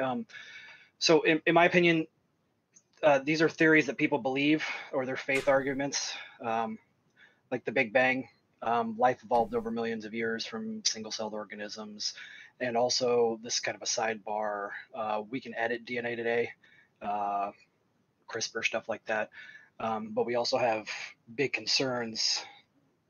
And the scientific community definitely has big concerns about why we shouldn't toy with DNA, because we don't know the downstream effects necessarily and how those things translate over time. So those are kind of questions, but it's. Yes, go ahead. I'd like to address those two things. The second one there, you're talking about how modifying DNA can affect things downstream. Sorry. That's a third point. I guess it's 3 points: Big Bang, life evolved over time, single-celled, and then edited DNA. Okay, so the third one then. Sorry, thank you for correcting me. That is in the realm of ethics, and I'm not really sure how that fits into the topic here. The first one you were saying, maybe just quickly review the first point again. Yeah, basically, I kind of want to start with these questions. So they're theories that people believe in, or they're faith arguments, in my opinion. The Big Bang. Whoa. Big Bang. I just wanted to clarify. Zero. I'm sorry, I gotta jump in there. Go ahead, Warren. You said there are theories that people believe in that you consider to be faith-based arguments. So, yes. What is your definition of a scientific theory? And before we go, I just wanted to address the first point quickly. The Big Bang theory has been updated by Hawking and Penrose to conform more with quantum physics. So they talk about there being multiple Big Bangs rather than just one. But go ahead, JL. Yeah. So, like, what definition of like a scientific theory are you operating off of? Well, my general understanding is you propose a hypothesis and then you test for it. Thank you for the sub. Okay, so a scientific theory is the best explanation for a phenomena. That's essentially that's what it is, completely watered down. It's the best explanation we have for phenomena that is observed. Right. So, and when I'm talking about observed, I'm talking about, in the scientific sense, observation means to measure. So the scientific terminology there. So when you talk about it, when you're equating theories to faith-based, that's really wrong. That's just straight up wrong. Because faith is defined as faith doesn't have evidence to support. It's belief without evidence. So theory is like the explanation for a thing. And like when you're talking about cosmology, the Big Bang cosmological model is based upon the evidence. And when you're talking about evolution, we know more about evolution. We understand evolution. We know more about it than we know about gravity. So like virtually every single field of physical science out there comes down to the whole body of evidence comes down to evolution. So these are not faith-based. Warren, you think we have more scientific evidence or understanding of evolution than we do gravity? Yes. Oh, that's an interesting take. I'll accept it. So for one, we don't fully understand the full mechanism behind gravity. We understand the effects of it, and we have a good model that can allow us to make predictions off of gravity. So we understand some of it, but we don't fully understand the entire mechanism behind gravity. However, evolution in and of itself, just the process of evolution, we know more about that than we do about gravity. We've observed it in the lab, we've observed it in nature, we have induced it in other species, we've induced it in ourselves. We understand these things. It's irrefutable. It's like, there's micro and macro here, right? Because obviously micro we understand, but do we really understand macro? Like we came from single cell. We do. We do. Micro and macro. Micro and macro. So micro evolution is just talking about evolution within 3 generations. Macro evolution is talking about evolution beyond 3 generations, both of which we have observed. Micro just leads to macro. In the lab and in nature. In lab and in nature. Yeah. So that we have to make sure that we're utilizing these terms, because I'm gonna be honest. I'm just gonna be straightforward here. A lot of creationists or a lot of anti-evolutionists or people who want to question evolution, there's 2 mistakes they're making. One, the biggest mistake is they use a lot of scientific terminology that they don't fully understand what the definitions of those terms are. And so they use them incorrectly. And 2, they make the assumption that evolution and God are mutually exclusive, which they are not. And that's what I was going to say. So God and scientism are often played off of one another as if they're mutually exclusive. So, which they're not. Just because we've demonstrated, we know that evolution is true. Okay, we've observed it, we've induced it, we can control it, we understand everything about evolution. Just because that doesn't disprove God. Okay, it just disproves the creation narrative of Genesis. But even if we disprove the Bible, that still doesn't disprove God. It could just mean God exists, but we screwed up the Bible. So these things are not mutually exclusive concepts. And if you're going to use scientific terminology, you have to make sure that you're using them correctly. So that's my only point there, is like we got to make sure that we're using the correct term, the correct definition of scientific theory. Theory is not like I have a theory, that's essentially a hypothesis. So you got to say we're using theory correctly, we're using micro and macro evolution correctly, we're using these terms correctly. What exactly is speciation? Stuff like that. So just making sure we're on the same page. Right, and I respect that, and I'm going to back away from that argument because, again, it's not my field of research, it's not my field of study, so I can't argue, and so I'm just going to take you at your word and let the audience decide. I'm curious what you think of this quote. I want to try to summarize it, but I don't know if I can. So this argument in the 17th and 18th centuries, the philosophy of empiricism, the belief all knowledge is discovered through our physical senses, began to take hold in the hard sciences, and excluded God from any discussion regarding the physical world. This is a vital stage in our history that led us to divorce between science and religion. It was the very belief that God inspired scientific discovery because people believed the universe was created through intelligence. This means that there was logic and order to the world that made scientific discovery possible in the first place. And sadly, over time, a rift formed between these two. And so I think that kind of goes to what you were saying, that these are not mutually exclusive, but that we do have kind of a dogma that's developed on both sides of it. And they seem to be in contention with one another when they don't necessarily have to be. And I feel like in a lot of these arguments so far with atheists in general and against religious people and vice versa, that we do get very dogmatic and become mutually exclusive. So that's kind of what I've seen in these arguments so far. And so I kind of want to circle back to where I made my earlier points when I was writing down. So the hardest part for me in finding my faith was humbling myself. I went on the path of prove me wrong for about 15 years. They got me nowhere. Basically, I challenged everybody. I was baptized and raised Catholic, but I challenged everybody for about 15 years when I lost my belief in religion or faith or God. And I always constantly used it as like a weapon or a bludgeon. I was constantly attacking people like, prove me, kind of like we're doing here. And until I humbled myself and set aside my ego and my radical rationalism that I needed proof, I never really actually found my faith in God and the tenets of most religions shared general tenets of crafting oneself. Thanks, Jump. I appreciate you. So I see I see the faith. I see the relationship with God as a relationship between like a father and son. If my son comes to me in an arrogant manner, I'm going to be less prone to entertaining it. And if he humbles himself and asks for my advice, I'm much more likely to guide him. And if I kind of said this in the chat a little bit ago. Let me find it if you don't mind. Is this just preaching? Like, you haven't presented any evidence. Science isn't faith. All of the science is based on evidence. That's why we don't believe in a God. Okay, Jump. And I respect that. I had a question as well, because you said if I was a father, I would such and such. If I was a father, I would my child know that I exist. I am a father, and if my kids came to me in an arrogant fashion, that's the best time to give them some guidance and help them get back on the right path in the way I see it. But I agree with TJump here. We do need to get to how to convince us that a deity exists. Okay. Then I'll do that and I'll sign off. My point is, as I said, I circled back.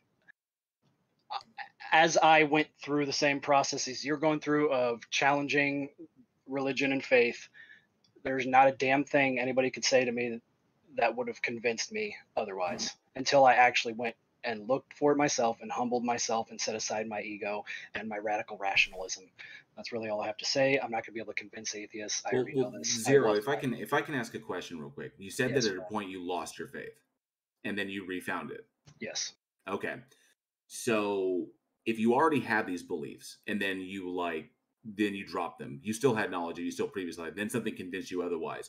That means that you were convinced by something that you experienced or what you consider to be evidence convinced you that what you once believed was correct, and then you reversed your position again. So my question is, how did you determine that that wasn't confirmation bias? It's very difficult growing up in the societies that grew up in the world to be completely divorced from these ideas and theories in the first place. So it's kind of hard. I mean, I understand what you're asking, but there's no real, I mean, unless, I don't think there's a society on the planet that people don't have faith in something metaphysical that they can't prove. Well, to be clear, there are societies where they don't have a belief in any deities, such as the Preshow people. So I can go that far at least. Yes, you can, but we're again working with the minority. What he asked doesn't matter. It doesn't matter. It makes the point. I get what you're saying, but what Warren actually asked was how did I come from one position, move to another, and then back. I grew up in I grew up in a society where I couldn't be divorced from these ideas because they exist. That's what a lot of our societies were built on, is these faiths. And that's what I was pointing out, Zero. I was pointing out because of that fact. How did you determine that what convinced you the second time that would convince you to become a theist again? How did you know? How did you determine that wasn't confirmation bias? I'm not religious. I look for the moral teachings. So that aside, I circled back to it because of the path that I was walking. This nihilistic, lack of grounding in any moral or ethical code led me back to a faith. God, I call it intervention, divine intervention. I call it divine influence in my life, guiding me back on the path. And once I accepted the teachings, it's just like if I go to a professor and I don't listen to anything he fucking says, and I just challenge him constantly, but don't actually listen, he's never going to be able to convince me of anything, because I've chosen to not listen or to follow his teachings. And so for me, when I decided to actually open myself, humble myself, set my ego aside, I was able to find a peace in my life that I didn't have otherwise when I was constantly looking and challenging and fighting against it. Like, Zero, can I ask you a question? Yes. Can I ask you a question? Because I've heard so many buzzwords that I've heard from Christian apologist websites. I've heard a lot of buzzwords from you guys too. That are completely incorrect. So I don't want to mislabel or misrepresent you. What I would be interested in, when you say I humbled myself, what does that actually mean? What did you do? I tried to do my best to explain how I was not humble before, and I was arrogant and bombastic and arguably blaspheming. That doesn't clarify the thing at all. Okay. If I ask you, what did you do to humble yourself? He stopped at Peter. Explaining that you weren't humble before. Peter, he stopped asking questions. No, I stopped attacking. I was on an attack mode. I was in an attack mode to try to get the answers that I was looking for instead of humbling myself and asking. Okay, so you had a problem. What do you mean by what do you mean in an attack mode? The radical atheist attack mode that is, present in atheism, where you have to always attack from a rational sense of like, I need facts, I need to hear. One second, that is completely incorrect. That is just mindless babble. Okay, Zero G. I have another word for it. Zero G. What you're doing now is you're taking a whole demographic of people who don't believe in deities, and you're saying that we all attack people all the time. There are many atheists who don't engage in debate, who just live their lives, and that's that. So I definitely have to push back against that misconception. Can I make 3 points? Yeah, go ahead, Jefferson. So yeah, it's not uncommon to hear Christians or any people of beliefs, especially the Abrahamic gods, talk about humbling themselves. But the issue about that being presented to skeptics is, one, if you're saying, well, what that sounds like, the implicit subscription for us is that we need to humble ourselves, which sounds like that our position, whatever our positions are as atheists, is one that is biased in some way by ego. Two, the other problem that I have with what you went on to say was that, well, if I think I just lost my train of thought. No, I get what you're saying. The biggest one being is that you're already starting from a touchy spot by saying, in my own subjective experience, I was a lot more prideful and a lot more arrogant as a believer than I was when I was an atheist. I can honestly give the exact same testimony for my deconversion that you're giving to your reconversion back to the faith. Exactly. I humbled myself and I stopped attacking skepticism, and I stopped attacking people who weren't Christians and started listening to claims from on all sides, and eventually found myself more convinced that a God didn't exist. And then on top of that, this idea of kind of radical rationality, if you're going to, you need to be careful about that, because there's an entire camp of Christians out there that are radical rationalists that are yet barking at skeptics. Guys like Darth Dawkins, J. Robin, these types of people that believe that you can rationalize your way to a belief in God. So I just wanted to put that out there, and I'll be. I appreciate that, and I didn't mean for it to seem like an attack. Like I'm not attacking your ego or. I don't think that you're attacking. Actually, I wanted to clarify that as well. I just think that the language that you're using in those points is inaccurate when you're trying to address. If anything, the language I think could be misunderstood as an attack against another position or another side, not against me personally. I don't take that personally. I'm just saying that language is loaded with enough ambiguities that it really doesn't get your point across as well as you think it might. No, that's why I asked you to clarify what you meant by humbling yourself. Because I'm still not understanding what that means.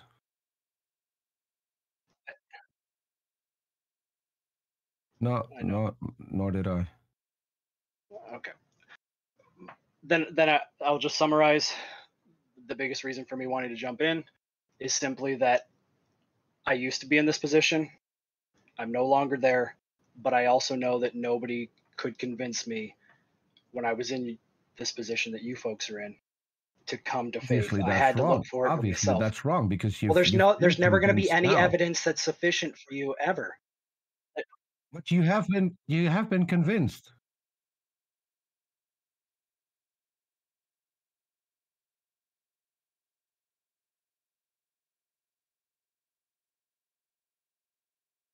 Mm-hmm.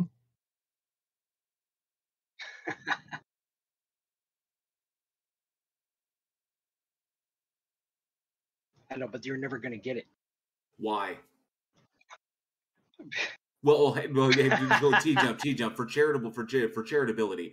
Why wouldn't we ever get it 0? Because you're asking for God to physically manifest itself when almost every faith. No, hang on. Jesus Christ. Peter, let him finish. 1 versus 6, I can't fucking do this shit. Yeah, Peter, you're doing this to everybody. 0, finish your statement. Thank you, Warren. My point is, you're asking for physical manifestation of God, and almost every religion that I'm aware of puts God in a metaphysical realm where you can't. And I may be getting the terminology wrong, but he is not in the physical realm. Some religions think he is physical. He is Gaia. He is the trees, etc. So, can I ask why you are determining what I am asking when I haven't said anything about what I am asking? Yeah, I would agree with Peter here. So it seems I'm asking you for your evidence. No matter it seems whether or not it would convince me, I'm asking you for your evidence, and your answer is you're never going to get it because I answered you it, said though. this, which I didn't say. Hold on, you said this. What I didn't say. I'm asking you for your evidence. I don't think unless I grabbed God by the hand and brought him in front of you that it would ever be sufficient for you. What I'm saying is that when I humbled myself, I'm sorry you're that dishonest, but we just asked for what convinced you. And if you don't want to tell us what convinced you, then maybe something didn't convince you. I don't know. I have no clue. I want to clarify one thing real quick. Like 1 sec. I want to clarify something really quick. So your belief of what will convince us is irrelevant. Your psychological biases don't matter. Evidence is evidence regardless of whether or not people accept it. So you saying that we won't be convinced is just you giving a cop-out that you don't have any evidence. You saying that your God doesn't exist in the physical realm and can't be tested is just you admitting you have no evidence. And I don't care if it's physical. You can give me whatever kind of evidence you want. I just need some evidence to indicate it's not just something in your imagination. If you can't provide that, you have no evidence. So this is something theists do a lot. They try and label the atheist as being biased. Like, no, you just need to present evidence. Like, it doesn't matter if we accept it or not. If you have evidence, it's evidence regardless of whether or not we accept it. Stop making excuses.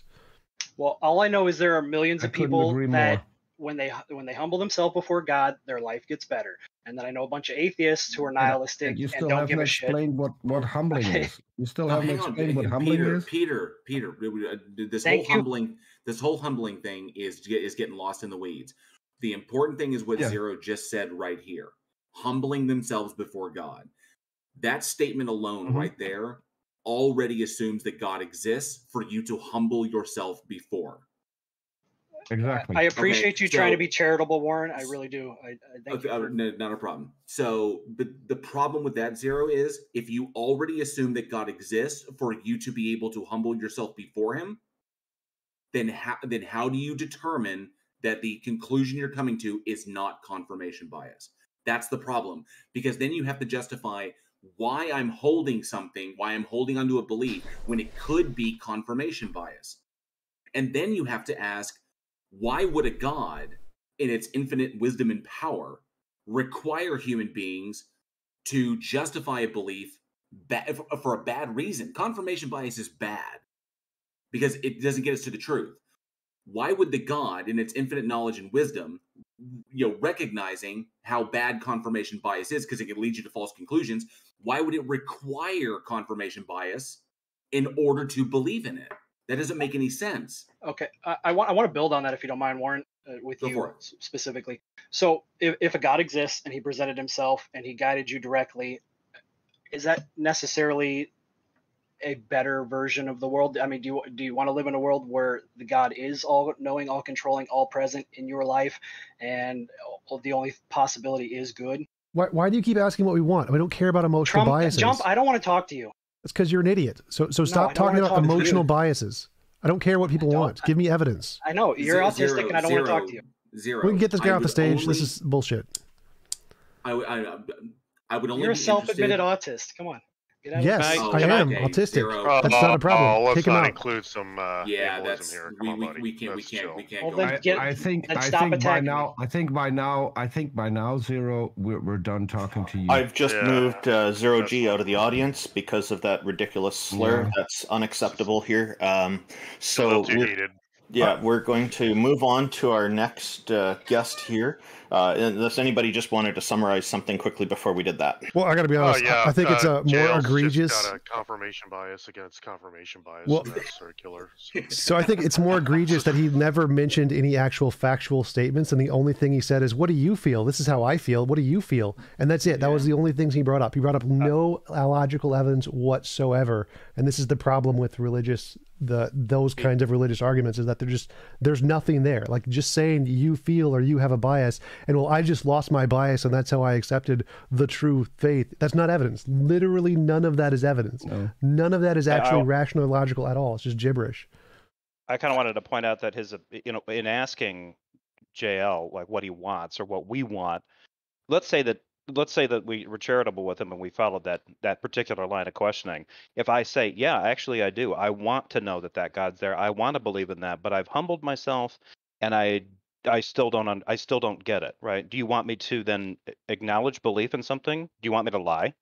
Right? Like you could want that type of deity as much as you want, but not be convinced it's there. No amount of humbling is going to get you there, and then you have to turn to the believer and say, okay, what's my next step? Because let's say that I'm convinced that your deity is real and that I need to be convinced that he's real and confess that with my mouth in order to be saved, or I'm going to the pokey hot torture place. Well, they've got nothing. If I'm not convinced they have nothing, they just come back and say, you're not humbling yourself enough, or fake it till you make it, or some other nonsense like that. Here's the thing. He said, at some point, I started humbling myself, and I decided to not be arrogant anymore. Then he comes into this chat, is not humble at all, and is arrogant, and that is supposed to convince us that he made the right choice. That is going to put us off even more than we are already. Peter, are you saying...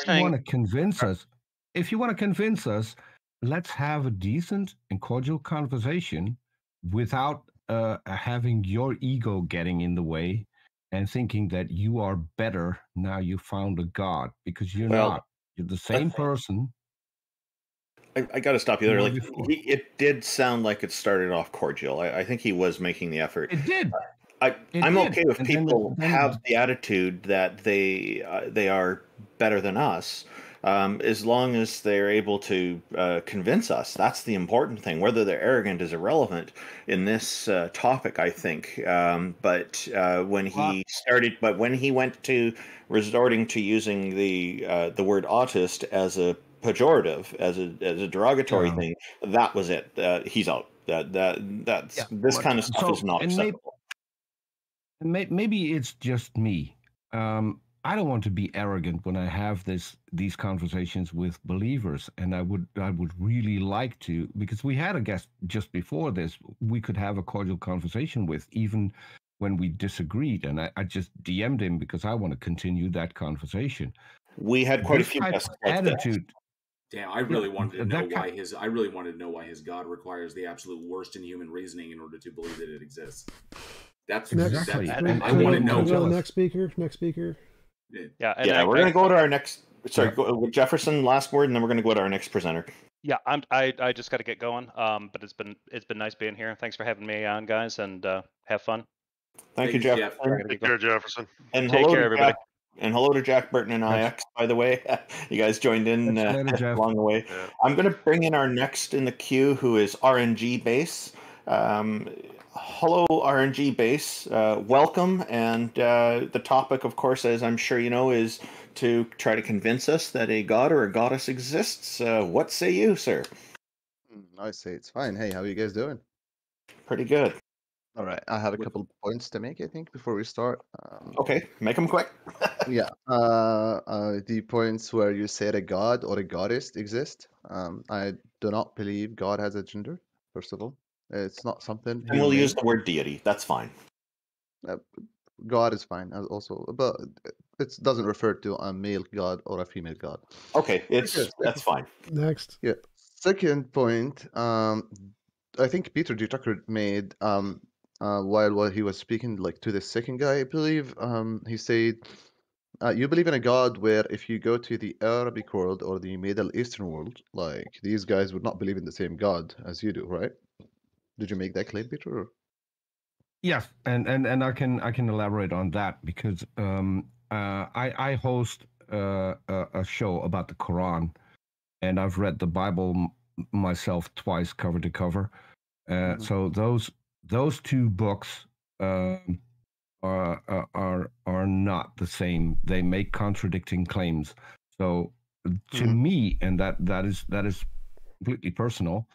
If the God of the Quran is real, then he's not the God of the Bible. If the God of the Bible is real, then he's not the God of the Quran. So that is what I meant when I said two different gods. I do know that all three main religions basically worship the same God. Okay. But to me, there's a big distinction. It's a simple question. What do the Bibles say about the Father, as in the Arabic text? Since you study and have this show and stuff from the Quran, what does the actual Christians that live there are? The Arabs are either Arabs is not a religion. Arabs is an ethnic race where they can be Muslim, they can be atheists, they can be Christians. What do Arab Christians? I know. Yeah, what do Arab Christians call the Father in that case? Until they call him Allah, because that's the word in Arabic for God. Have you heard of Tafsir Rasag? This is Saida Gawan. He's a Jewish scholar from the 8th century.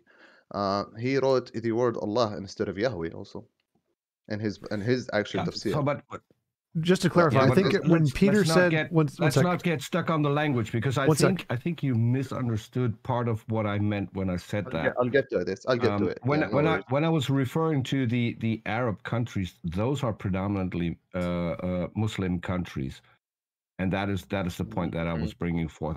There's nothing to say about Christians living there, because I know there are Christians living there. One of them is my best friend. Okay, wait. When you mean he came Muslim from Syria, countries, so what Muslim countries do you mean? Wait, the point he made was that there are different religions, that the God they believe in is not identical. They have different properties. That's the only point he made. He didn't mean literally Allah. So, he meant like in Christianity, there's a Trinity. There's God, Jesus, the Holy Spirit. In Islam, there is not the Trinity. Jesus isn't even a God. He's just a prophet. So they're different religions. That was the only point he made. Is there some substantive claim here coming up? Yes, sure. I don't think we should linger on this. This is completely unimportant. Yeah, I'm not. But I think that was a false accusation by saying they don't worship the same God. It was a generalization that there are differences in the religion. I just elaborated on that. TJump did the same thing by saying the Christians believe in a Trinity. I'll move on. So it is a different God. I will say, I'll say this. I do think that it's fair to regard Allah and the Christian God Yahweh as two separate entities. Why would you say that? Oh, don't no. Now let's go to a different point, please. Oh. Yeah, okay, we'll move on. Because they're from different religions, the way I see it. But okay. But why would you? Okay. TJump made the claim also, or said, have said, according to predictions. Do you consider what? Actually, let me rephrase. What do you guys say about prophecies? Yeah, prophecies would be great evidence if they were real. Oh, alhamdulillah. Okay. Yeah, I agree with you. And I want to add on to that. The prophecy has to be precise. Yes, I agree. 100%. Not something we find in the Bible or the Quran, because they could be fulfilled in many different ways because they're not specific enough. Okay, so let me start with an example from the Bible, yeah, sure, and then we can move up to the Quran. RNG. You can pretty much assume that everybody on here is really familiar with prophecies in the Bible and all that. You don't have to give an example of one, but let me just pose something to you real fast. Yeah.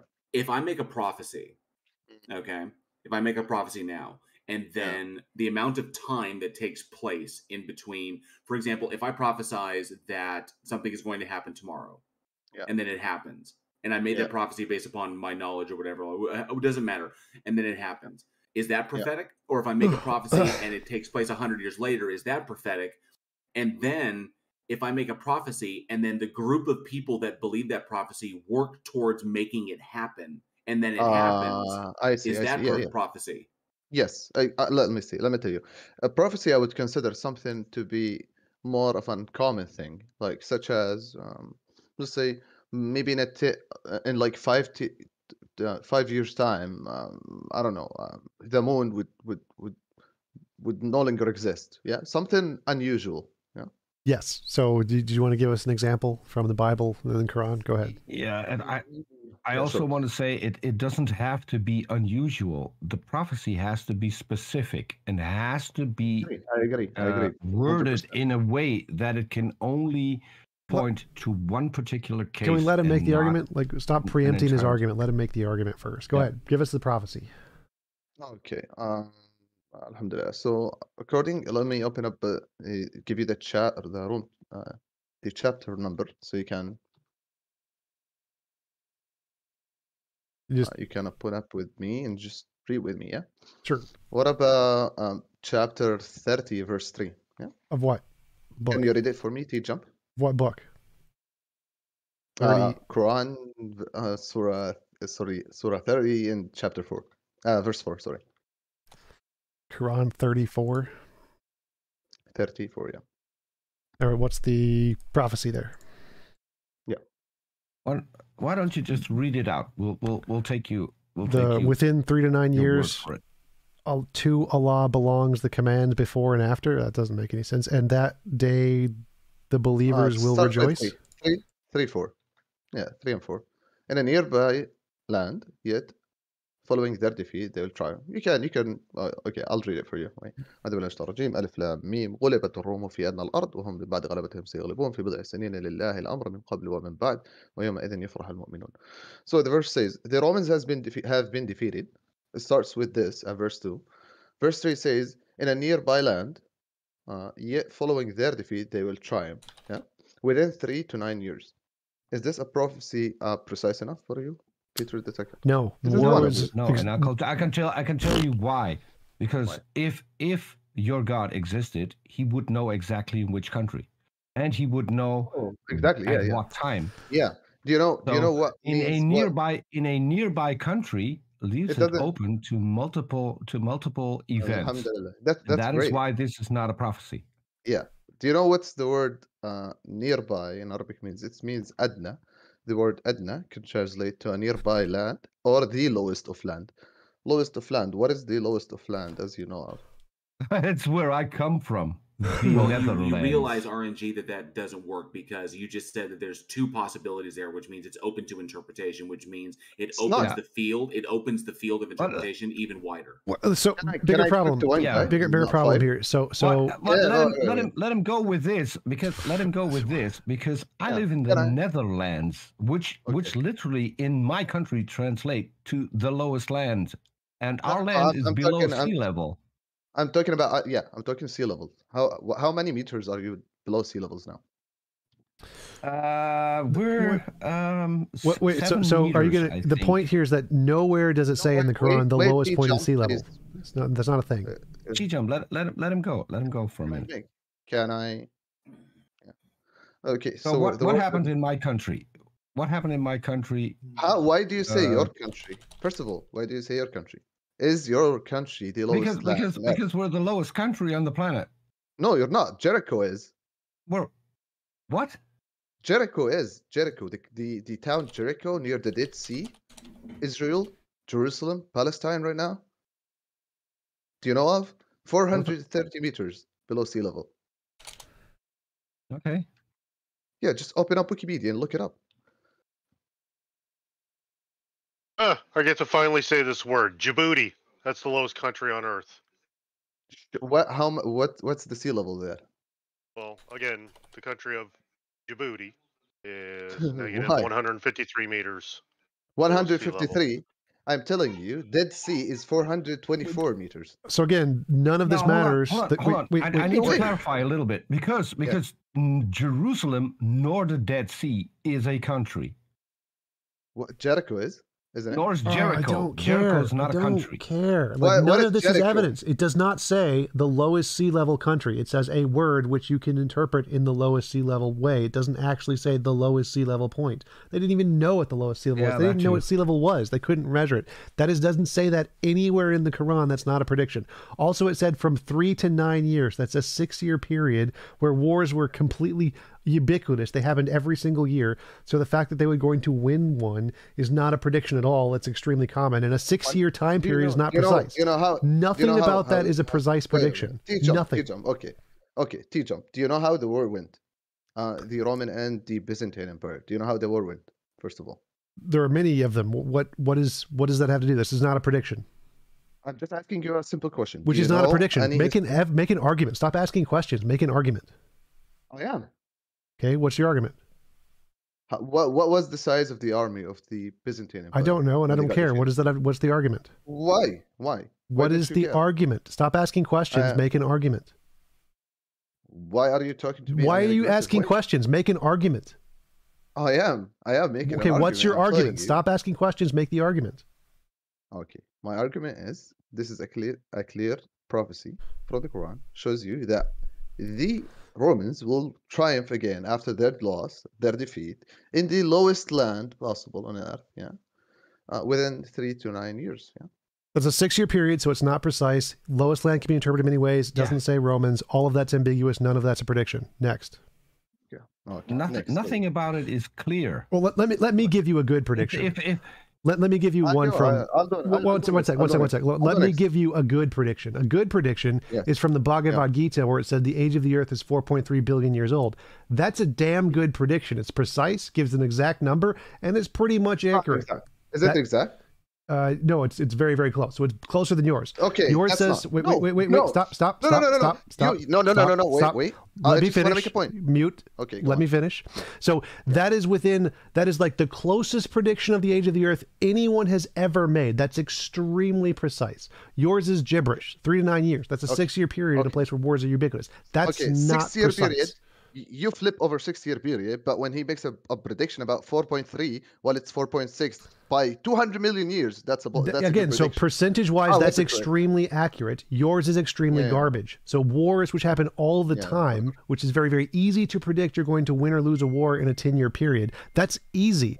Predicting the age of the earth is extremely hard. So being within that age, that like level of accuracy is extremely good. That's an extremely good prediction. Saying that like somebody's going to have a war in 3 to 9 years is nothing. That happens all the time. It's like predicting this. Stop interrupting. If it's the Roman Empire, especially if it's the Roman Empire, which was a conquesting.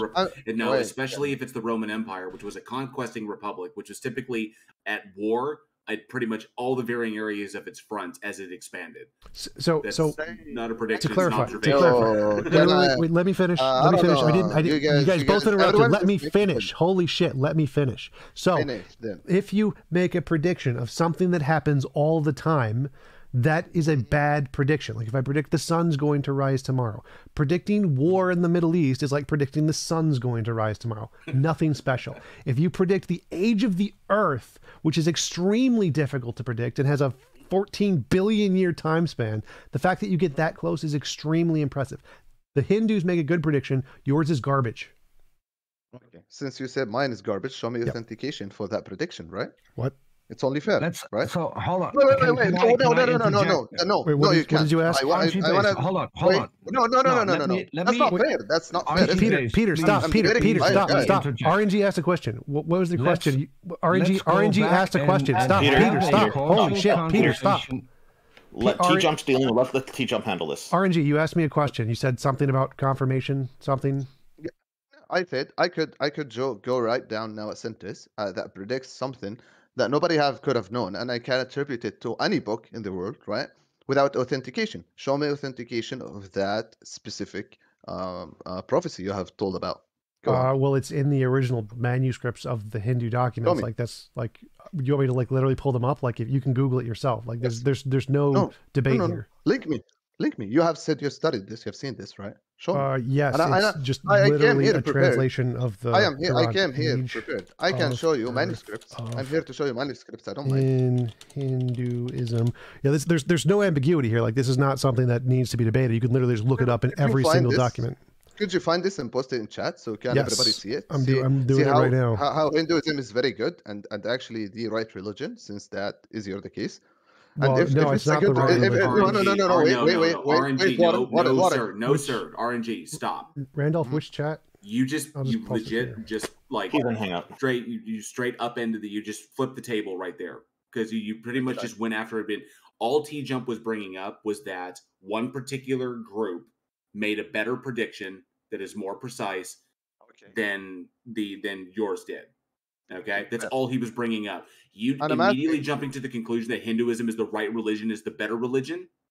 Yeah, but wait. Let me say, because he said himself, if I see predictions, I would take this for granted, right? Evidence. Predictions is evidence, correct? Yeah, you said that's the evidence. So is that not enough evidence for you to believe in Hinduism? No, that's most likely just a lucky guess, but it is evidence. It's better than your evidence.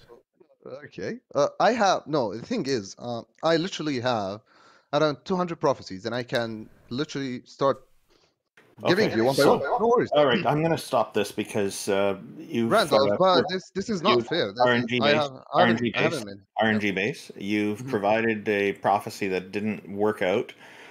We have limited time because there's quite a few people waiting to get in here. If you want to make one more point, that would be fine. Let's try to keep the time down on this, and you can go back and forth to TJump on this, I think is what you want to do, right? Can I ask a question before I make another point? Sure, make it quick. Yeah. So I'm here talking about pulling scripts instead of telling you subjective feelings of I have seen God in a dream, or I feel that it's a feminine powerless God or some shit. I don't know, man, And I'm here pulling up verses, and I'm trying to have a fruitful discussion with you guys. And you're trying to tell me of this stuff. Dude, what is this? Can I make my point? And I have been here for like literally 12 minutes. Everybody has been here for like 30 minutes on the stage at least. Can I make a few points, please? Well, yeah, that's what I'm saying is we want to make sure we're mindful of the time because it sounds like we're getting in depth. You mentioned that you've got over 200 prophecies. We don't have time to go through 200 of them. I'm not gonna get you 200 on stage. RNG, why don't you bring your best instead of bringing 200? What do you personally think, is the best and most accurate prophecy you can find in the Quran? I think they're all pretty accurate. I'll give you one. Okay. Well, we want the one that's the most accurate. Yeah, the best is a good thing. Give us the best one that you can think of. Sahih Hadith, Muslim 2955p. The Hadith says, the earth would consume all of son of Adam except his tailbone. From it was he created, and from it he will be recreated on the day of resurrection. Yeah. Could you say that again slower, please? I didn't get the first part. Can you say that again? Okay. It is Sahih Hadith. Might be a language problem with me. Yeah, Sahih Hadith means an authentic Hadith from the book Muslim, called Muslim. It is in number 2955. Just read the quote. We don't need to pay. We need to read the quote.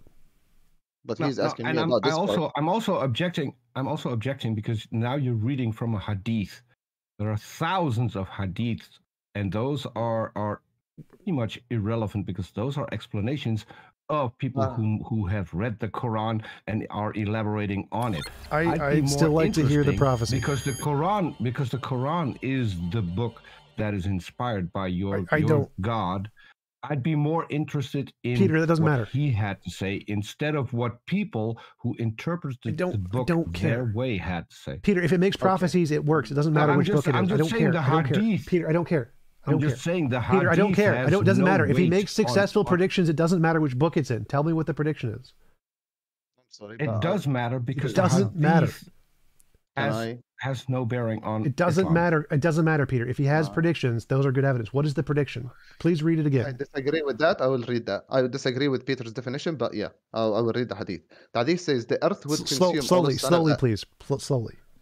Yeah, sure. The earth would consume all of the son of Adam except his tailbone. From it he was created, and from it he will be recreated.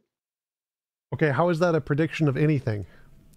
Okay, I would say, what is the first development you see in a non-miscarriaged embryo? So what is the first symptom? When it says it consumes the blood of Adam, that's ambiguous. So anything that's ambiguous can't be a prophecy or a prediction. Has to be specific. Has to specifically say something. That is ambiguous because it can be interpreted in many, many different ways. So that isn't a successful prediction. Successful prediction is like the Hindu, which gives you an exact number. It says 4.3 billion. That's prediction. What you said is ambiguous storytelling. And also, when it comes to miscarriages, you have miscarriages at every stage of a pregnancy. So there's nothing that they all have in common. Okay. So I said, what if you have a miscarriage, you would like a symptom in the few 15 days of the earliest embryo stages, right? I didn't mention having miscarriages I didn't talk about miscarriages. I said, what is the first symptom you would need to have to not have a miscarriage, right? This is what I said. But it doesn't say that anywhere in the quote. So your quote does not predict anything. You're ambiguating it. Okay, guys. I don't know. This is literally, this is literally just okay. I'll move on. Okay. Do you guys have familiarities with the Rosetta Stones? Yep. Okay.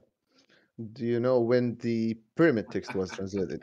I know lots of things. Would you have an argument? Yes. We're kind of shotgun blasting points here, and I don't think it's fair to the other people in the queue that want to get up here. Yeah, I think we've pretty much exhausted this. We've gone through a few prophecies, and I've not been convinced by them. It's obvious TJump hasn't been. Guidestones too. Come on. What? Why was it so hard to listen to me? Like literally, you couldn't let me make one point. Actually, you made a number of points. Yeah, you made a few points, buddy. Yeah, so we're gonna move on to the next next audience member. Thank you for joining us, RNG Base. The next person joining us is an atheist. His name is God420. Oh God. God420, welcome. And a LARPer. Hello, how you doing? Good. What do you have to say? I was wondering to see if RNG could actually convince me that his God is correct. You guys can go to the private chat. Where you'll have to engage with him on that separately. Is that just the reason why you joined us? Yeah, okay. Well, I'll wait until the next Theist comes up if you want. Okay, so we're going to thank you for joining us, God420. Appreciate your time. We're going to move on to the next guest, who is Zizo. Where is Zizo here? I'm trying to... Darn, this moves things around again. This I am trying to find Z-I-Z-O here. Z-I-Z-O. I apologize. I cannot find Zizalon. He jumped off the queue. So. Oh, no wonder. Okay, so we're gonna go with Kyrie. Kyrie, and I don't see Kyrie on here either. Yeah, okay. if you like leave and join the queue, it puts you back, resets you to the bottom. Oh, I keep a separate queue. We're gonna go with Boomerstein next. I hope I'm pronouncing this name correctly. Boomerstein, welcome. As I'm sure you know, our subject here is to try to convince any of us that a god or goddess exists. How are you? Welcome. Good. I know half of you already. What's up, Boomer? So, you know what? I just want to point this out because I feel like you guys didn't catch on with the Muslim guy from before. He was going to point to the Byzantine Sassanids fighting the Arabs, and then he was going to say look how outnumbered they were and how they won and blah blah blah. And then he was just like, yeah, because they bribed all the mercenaries. Okay, sorry, I just had to get that out.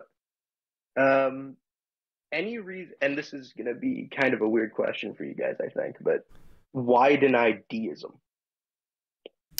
I would reject the existence of any god because all human concepts start off as imaginary until demonstrated otherwise. So until positive evidence is given, it's rational to conclude all conceptions of a god are purely just imaginary. So anything you can think of until evidence is provided is probably just a thing in your imagination. That's why you would reject deism. Yeah, that's fair. I just wanted a reason. Because I've asked JL a bunch of times and he's never given me an answer. Sorry to throw you under the bus Randolph, like that. Randolph, can you check DM, please? I've answered that question. You've never answered it to me. Oh, well, I have answered that question. I don't accept supernatural explanations for things. It's pretty much along the same lines as TJump. Okay, that's fair. I just wanted to get a reason. I don't really have to agree with it. Because potato. Ah, yes. Well, why don't JL and TJump just go on agreeing with each other about everything? Yep. Yeah. Because reason. Okay, you can throw me down now. Oh, gladly. Let me do it. Hold on. Ugh. Into the lion pit with you. Okay, so we're going to go on to our next guest here, who is, hope I'm saying this right, Abu Akhtab. They'll have to correct me on this if I can find them in the list here. This Discord really needs to work on He their... took off. I got... Are you going off the... Heroscos would be next. Heroscos, where's Heroscos? I got it. Heroscos, H-A-I-A, there we go. Welcome, Heroscos. Thank you for joining us. As I'm sure you are aware, our topic is to try to convince any of us that a god or a goddess exists. Welcome. Yeah, I would like to start off by prefacing and asking a question. If it would be too charitable to ask, if I could speak to one person in specific throughout the course of this entire discourse. Sure. Okay, so can everybody else sort of mute themselves and under no circumstance speak up? And I regard one person in very specific. I might speak up if I have to clarify something, or any of us might, but generally we'll let you just focus with one person. Go ahead. All right, seems good. Is it okay if I pick someone out in specific that I'd like to debate or talk to? Yeah, sure. Okay, so JL Warren. What's up? From what I've seen in you, you seem like probably one of the more open to new ideas kind of a person in this chat. So I'd be interested in talking to you in specific. Now, I have studied quite a bit on Christian apologetics. Mm-hmm. Now, one of the specific areas in which I find to be the most profound when it comes to proving the existence of God is like the Muslim guy said in the past. He said prophecy. Now, I believe Muslim prophecy, a lot of it's ambiguous. A lot of it's just kind of dumb, and it doesn't make any sense. Now, there are specific prophecies in the Bible which do have set time locked periods in which these things would have to transpire and for them to be considered prophetic. Otherwise, the entire religion would just go to nothing and it would be moot. Like the destruction of Tyr? Well, that one didn't have a specific like time in which it was supposed to transpire, so I don't know if I'd say that. But it never happened, right? Well, I don't know too specifically on that, but I'd like to redirect that's like the biggest one that always comes to mind when you're talking about biblical prophecy. So the yeah, biblical prophecy. I'm not talking about that one though. I want to refer to another one. Okay, go ahead. Have you ever heard of the prophecy within the 9th chapter of Daniel called the Daniel 70 weeks prophecy? Oh, what's the chapter and verse? Daniel chapter 9, verse 24 through 27. The 70, it's a very, very hyper-specific. The 70 weeks are decreed? Yeah, it's a very hyper-specific prophecy that goes really into detail of what's supposed to happen. It talks about the 77s are decreed. The 70 essentially what they assume they're talking about 70 weeks because technically it's 77s are decreed for your people in your holy city to finish transgression, to put an end to sin, to atone for wickedness, to bring in everlasting righteousness. So what about that? Because it's talking about a certain amount of time in order to basically stop doing what they were doing. Well, if you look at the Masoretic texts, and this is why I like using the King James Version of the Bible. It was compiled by a bunch of Orthodox Jews and preserved. So presumably they'd have a bias against what this would prove. Now, what exactly it proves is the exact year the Messiah would die on over the course of about 500 or 700 to 500 years. That's a big window. No, because it says like specifically when it would happen though. So yes, it is a big window, sure, but seemingly there is no reason for this or possible method by which they would use to accomplish the fulfillment of this prophecy, especially because it works against them. Well, there's two issues there. One is specificity, which is what TJump brought up. TJump and both Peter brought up with the previous guy. Yeah. Is that specificity is really important. And there's also the issue that if this knowledge is known, as was the oral tradition that was passed down until it was written down, if this knowledge is known as part of like what their biblical prophecy is or what their prophecy was before it was written down, because it was just the oral tradition, then how do you account for groups taking strides or basically making concerted efforts to bring this to fruition? Because remember, the longer amount of time between the actual making of the prophecy and the time that it takes place, especially if I give like such a large window in which it could take place, that means I've got a lot amount of time that as long as it occurs within that window, then technically I'm correct. So if I say next year, if I say like next year I'm going to do an action, and as long as or say I'm going to do an action within a year, and as long as I do that action within 365 days, technically did I prophesize it? But even more so, what I brought up with the other dude is that when there are groups that are making concerted efforts to make it happen, in other words, like directing events to make it come true. Now, if there is a group which there are groups, working in concert to make these things happen, does that make them prophecies? Well, first of all, I don't think crucifying or rather publicly executing the leader of your religious organization in the most cruel and suffer-inducing manner possibly would be something that you'd work in favor of. Nor do I think these people specifically were hyper-focused on this prophecy being fulfilled in this exact moment. But wouldn't it behoove Christ to act in a behavior that would result in that and allowing him to fulfill that prophecy? Because Christ himself, if he existed, would be aware of the oral traditions of his people. And so he would be aware of what that would be. And so he himself was convicted of the crime of heresy and claiming to be king. And so essentially that's why he was crucified. That's why he was essentially judged, and why he was crucified at the end.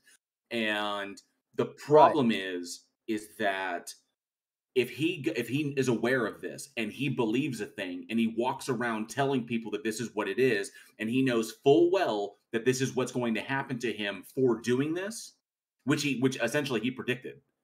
So if he knows the results of his actions and then it happens and he constructed those events, or his disciples constructed those events to make that happen, does that make it prophecy? Well, first of all, I think that, I mean, even going over the Gospels, and I know this, you might think this is circular logic, but at the same time, historians do take into consideration the emotional state and the psychological state of the people writing these Gospels themselves. And what you'll notice inside of them is that they lose all hope.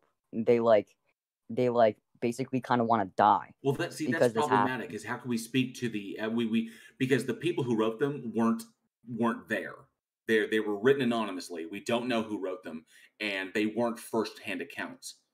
So that's what's problematic, is we can't speak to the emotional state of the people depicted in the story because the person who wrote them. This is kind of a red herring, though. No, but it's not because we can't draw a conclusion as to the emotional states of the people within the story based upon the account of a person who wrote it decades later who was never there and never met them.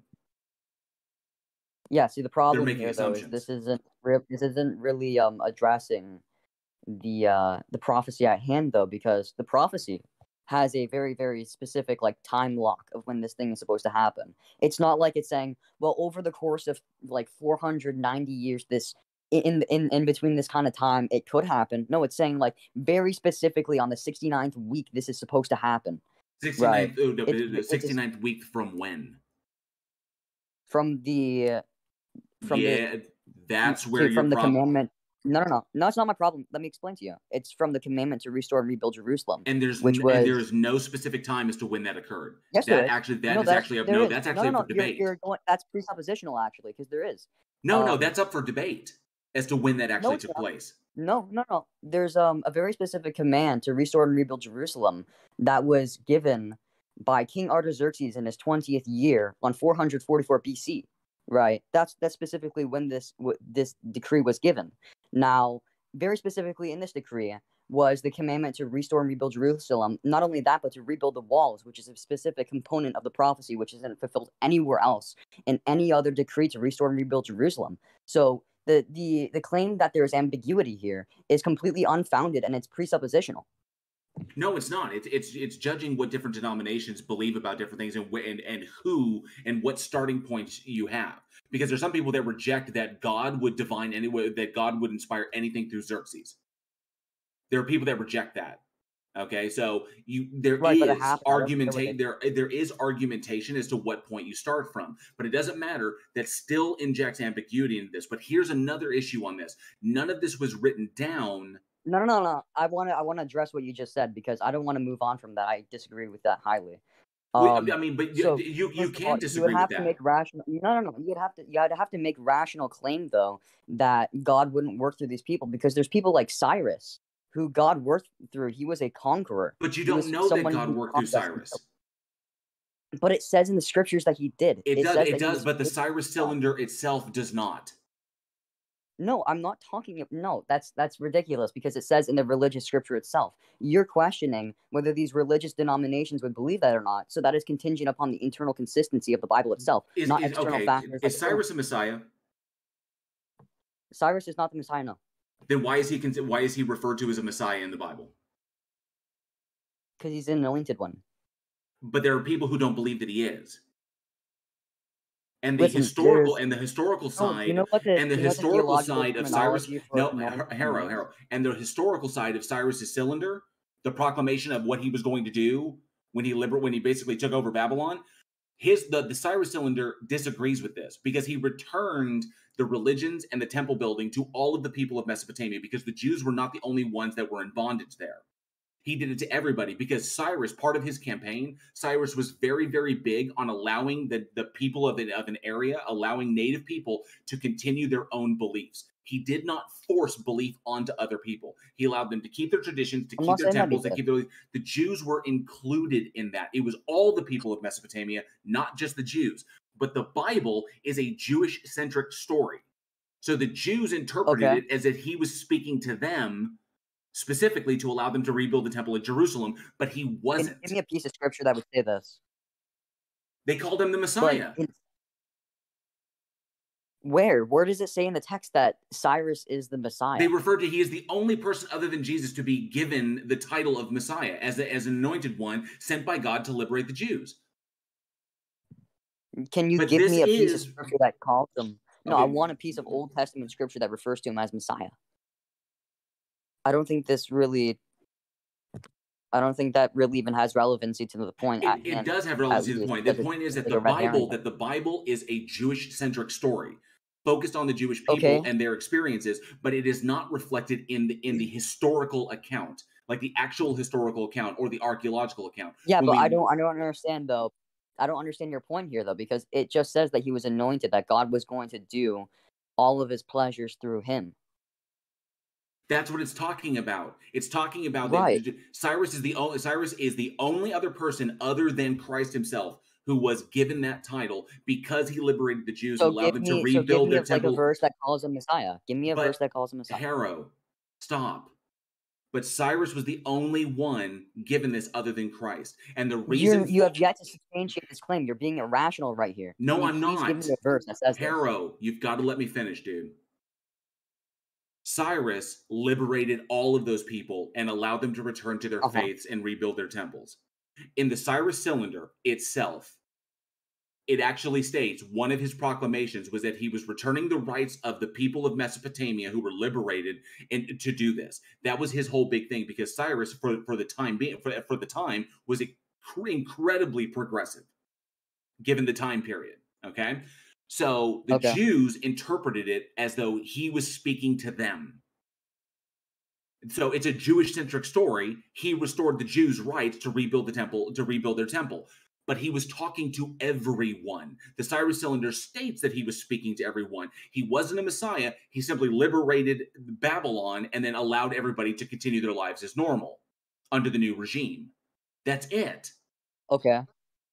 But the Jews make an assumption about Cyrus with no justification, because he allowed them to continue doing what they were doing. So they assumed that because he did that, he was sent by God or anointed by God to give him the power to restore the Jews. Okay. So it's an assumption that's being made. And not to mention, the first big thing when it comes to the prophecy, these things were written down after the fact.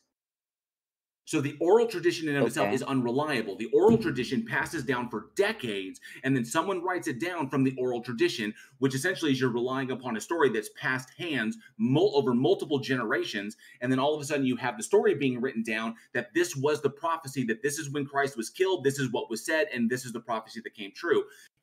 How can you trust a prophecy that was written down after the fact by a person who was not present for either of the events, but was only given the information, not even secondhand or third hand, but generationally down the line, in order to confirm the very thing that person believes? So I would like to redirect the attention to the actual topic at hand, which is on the Daniel 70 weeks prophecy. This has no real relevancy to what we're talking about here. The only reason why this ever was brought up is because you said that certain denominations believe that God wouldn't work through a man like Artaxerxes, and then Cyrus got brought up as an anointed person that would do the pleasures of God. Not only does this not actually threaten the internal consistency of the Bible, because this is pertaining specifically to the Jewish God at their contemporary time. No, I'm saying that there's ambiguity in that, and you can't rely on it because it's non-specific. That's what I'm saying. There's no one saying though that proves the existence of God, though. No one's saying that. No, I'm saying that the prophecy itself cannot be relied upon as evidence. It is insufficient. You cannot draw a conclusion from this. Just like the big defeater, that's why I brought up the siege of Tyre. Tyre has not been destroyed. Tyre was never destroyed. So there you go. And that was prophesied to occur directly, and it never happened. Listen, okay, I could go on this prophecy of the destruction of Tyre, but I'm not going to, because it's not pertaining to what we're talking about. Okay, like we're talking about the Daniel 70 weeks prophecy. Tell me why a denomination would say God there's wouldn't some work through a groups that- guy there's like some Artaxerxes. groups that just man. don't believe that. Not only that. No. Let me talk. Hold on. It's not even necessarily that God is working through this man Artaxerxes to make this thing happen, because the guy writing this account is called. Wait, hold on. Let me remember what he was called. He was a biblical figure, anyways. But it gives a specific time frame of when it was supposed to happen, right? He was somebody who is worked through as a biblical figure. So there's not really any claim to be made here that God would work through, say, God wouldn't work through this figure. That's not the point that I was bringing up. I was bringing up that there is too much ambiguity to give the prophecy any credibility. How? There's too much ambiguity. It's so specific, though. No, it was specific because it was written after the fact. After what fact? This was not written down at the time that it occurred, Harrow.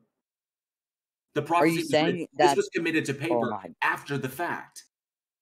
This was but here's the tradition. Thing. That's presuppositional, though, because no, that it's not. No, it's not. We know archaeologically speaking that these. That these were written down after the fact. Beforehand, they were oral tradition. Okay, so let me explain why that's wrong. So you're saying that they were written down before then? Yeah, because there's divine authorship involved in it. That's so it's not like you're understanding. But here's the thing: you're being presuppositional here. No, I'm not. I'm going by the evidence. No, the evidence doesn't bear that out. Be quiet and let me talk for a second, okay? What I'm trying to say here is the reason why you're being presuppositional is because you're assuming that a God doesn't exist and that there's no spiritual factors that come into play in here. No, I'm not. But here's the thing. No, Harrow. No, absolutely not. No, Harrow, I'm not going to Harrow, stop. I'm not going to let that go. I am not presupposing that Harrow. No, you made a claim about me, and I'm not going to let it stand. Disproving the Bible does not disprove God. It would just mean, I mean, it's very possible that God could exist and we just screwed up the Bible. Disproving the Bible doesn't knock down God. Just like proving evolution doesn't knock down God. These are mutually exclusive. These things are not mutually exclusive. Anything that I'm talking to. That's not pertaining to anything of the conversation. It is. The reason why you're being presuppositional is because you imply. No, let me talk. Yes, you will. You're getting really defensive here for some reason. No, I'm not defensive. You made a claim that I'm presupposing that God doesn't exist, and I'm not. That's not what I said. Oh my goodness. It is what you said. No, it's not. I said that you presuppose divine authorship doesn't exist, and that these things wouldn't be preserved by God. You presuppose that. I'm not presupposing that. I'm saying that there's no evidence to conclude that it does. Oh my goodness, man. I'm trying to say that if you go through the worldview, that this prophecy is prophesied at point A, is preserved till point B, and then at point C, like 500 years later, this thing is prophesied and it happens, right? It comes to fruition. You can only really disprove the reliability of that by going through the presuppositional position that there is no divine authorship and preservation. No, I examine the evidence and I come to the conclusion that it is insufficient to determine that divine authorship occurred. Go ahead.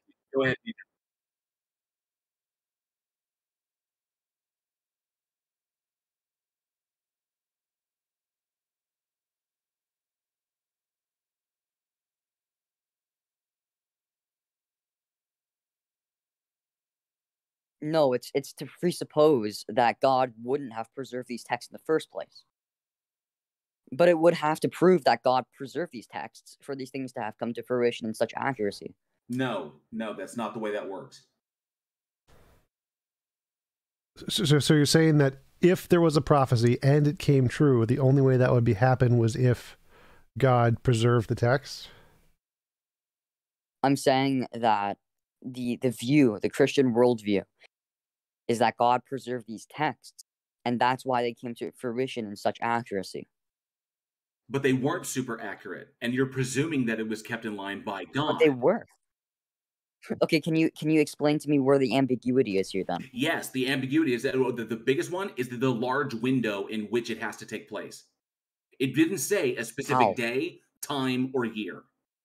Yes, it did. It did. What time did it say it was going to take place?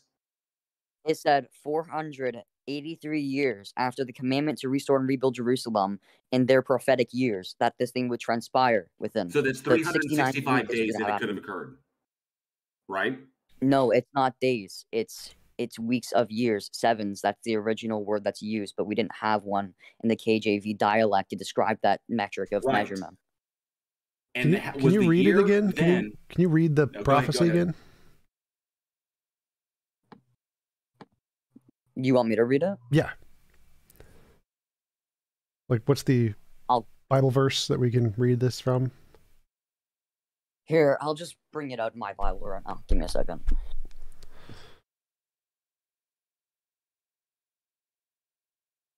Did he mention before which Bible verse this is?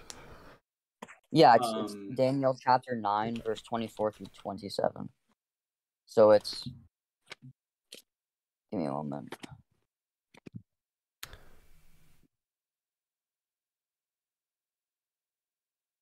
I mean, it was also just brought up to me. It's also problematic because you're presupposing dispensationalism. So, Dispensationalism. Do you know what that word means? yes, I do know what it means. Okay, so it means that God is talking to a specific people at a certain time, and that the applicability of that does not apply to us, since it is given at a certain time to a certain people. Now, tell me, how does dispensationalism pertain to the law, or which is of the law? It's a doctrine of the law. How does that pertain to what we're talking about? That it came from God. Right, but that's not dispensationalism. That's divine authorship. Okay, Errol. So what is the prediction here? 77s are decreed for your people and your holy city to finish transgression. Like, what is this? Yeah, it's prophesying. 70 weeks are determined upon thy people and upon thy holy city to finish transgression and to make an end of sins and to make reconciliation for iniquity and to bring in everlasting righteousness and to seal up the vision and prophecy and to anoint the most holy. Know therefore and understand that from the going forth of the commandment to restore and rebuild Jerusalem unto the Messiah, the prince shall be given 7 weeks and 62 weeks. So that's 69 weeks, right, of the 70 weeks. 69, that would be 483 of their years that they use at the time. And this would have to, and this is the amount of time that it would take, right? Wait, go back. So is after you said 70 weeks. Restore and rebuild, to restore and rebuild Jerusalem. That's what happened. One second. You said years at the time. Is that different from today's years? Is it like close to a year? Yeah, it's different. Their years were 360 days. Okay, so it's close enough to a year. So you said how many years? No, it's not. It actually makes a huge difference. Actually, how many years did you say this was supposed to happen in? 483. 483 years. Yes. That's a pretty big spectrum of time. This is not a very precise prediction. But here's the thing. But that's exactly why it is so precise. It's because it says it is specifically supposed to happen right after this, like right within this 7-week period, or the 7-year period, rather. It is supposed to happen, right? Over the course of these 7 years. If it happens any other point, that's not what it is. It's within these specific 7 years. What is the 480-year thing? The 483 years. Now, if you multiply 69 by 7, that's what it would equate to. And since they're using sevens here to describe years, so it would be 69 sevens. So if you go over the mathematical process by which you would assert how long it would take, it would equate to 483 years, or at the minimum, if I'm not mistaken, it's 476 years. So it has to happen from 476 years to 483 years after this point of time. Otherwise, it's not prophetic. And what is supposed to happen in this specific time? And what is supposed to happen? What is supposed to happen? What is going to occur? The Messiah shall be cut off, which is to say that he will be killed by a government. And that he's going to make reconciliation for sins, meaning he's going to forgive sins. He's going to make an end for sin. And he's going to bring in everlasting righteousness, which is to, I guess that could be not real, because there wasn't any such thing. Okay, well that's so going down it. TJump is correct. There's too wide of a window in order to fit this in. 2, you can't discount the possibility. How wide is the window? Do you think? Arrow, stop. You can't discount. How wide is the window? You can't. No. You got to go over these points individually. How wide you is said you said in between 400. It was 77627s. So essentially, it was less than 10 years, a 10-year window for this to take place. Yeah. Okay, so it's still a window of time. It's a narrow window of time, but it's still a window of time. Well, Okay? I'm not even seeing that because Right. it says 7 sevens and 62 sevens. That's a huge difference. And it doesn't say this is it's going to happen between these or before these or after these. It doesn't say any of that. So it doesn't. None of it. It doesn't seem like It's like I said before. Yeah. There's too much It's not ambiguity ambiguous. there. There's too much ambiguity there. But that's not even that, is it? But then you No, look for- because I've actually studied in this prophecy a lot, and there is absolutely no room for ambiguity whatsoever, other than the 7-week period in which this is supposed to take place within. You notice that in the very last verse in the prophecy, it talks about how there being 1 week left, meaning that it couldn't happen anytime before the 69th week, and it couldn't happen anytime after, because where are you there getting is that? specifically 1 week that's supposed to be left. It says in the 27th verse, he shall confirm the covenant with many for 1 week, and in the midst of the week, he shall cause the sacrifice well, it and says the oblation 7, to right? cease. It says for 1 7. And in the middle of the 7. One singular 7, which is left over from the 70 weeks after the 69th. I don't see that anywhere. That seems like something you're adding in. that's a jump. That's a jump you're making. No, it's not.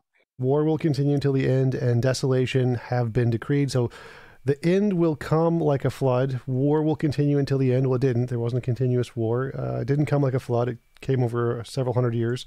Desolation have been decreed. I don't know what that means. There wasn't really much desolation. He will confirm a covenant with many This is for prophecy that has one. yet to be fulfilled. What are you talking about? So there's no evidence of it because it hasn't happened yet. No, that's not true. It's saying that this final week has yet to happen.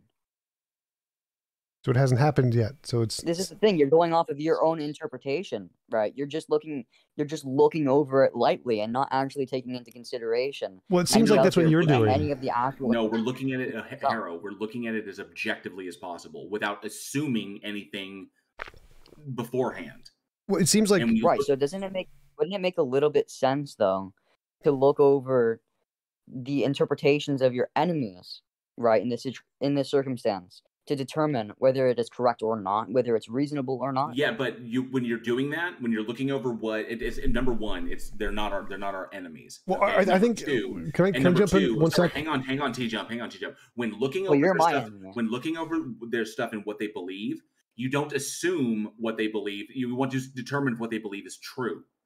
Well, I think the Which problem here is that it doesn't matter. Like, it's ambiguous. It doesn't say anything. Like, a real prediction is the world began 4.3 billion years ago. Like, that's a prediction. This is not a prediction. and also- the fact that we have to but find also an the point interpretation being- is the problem.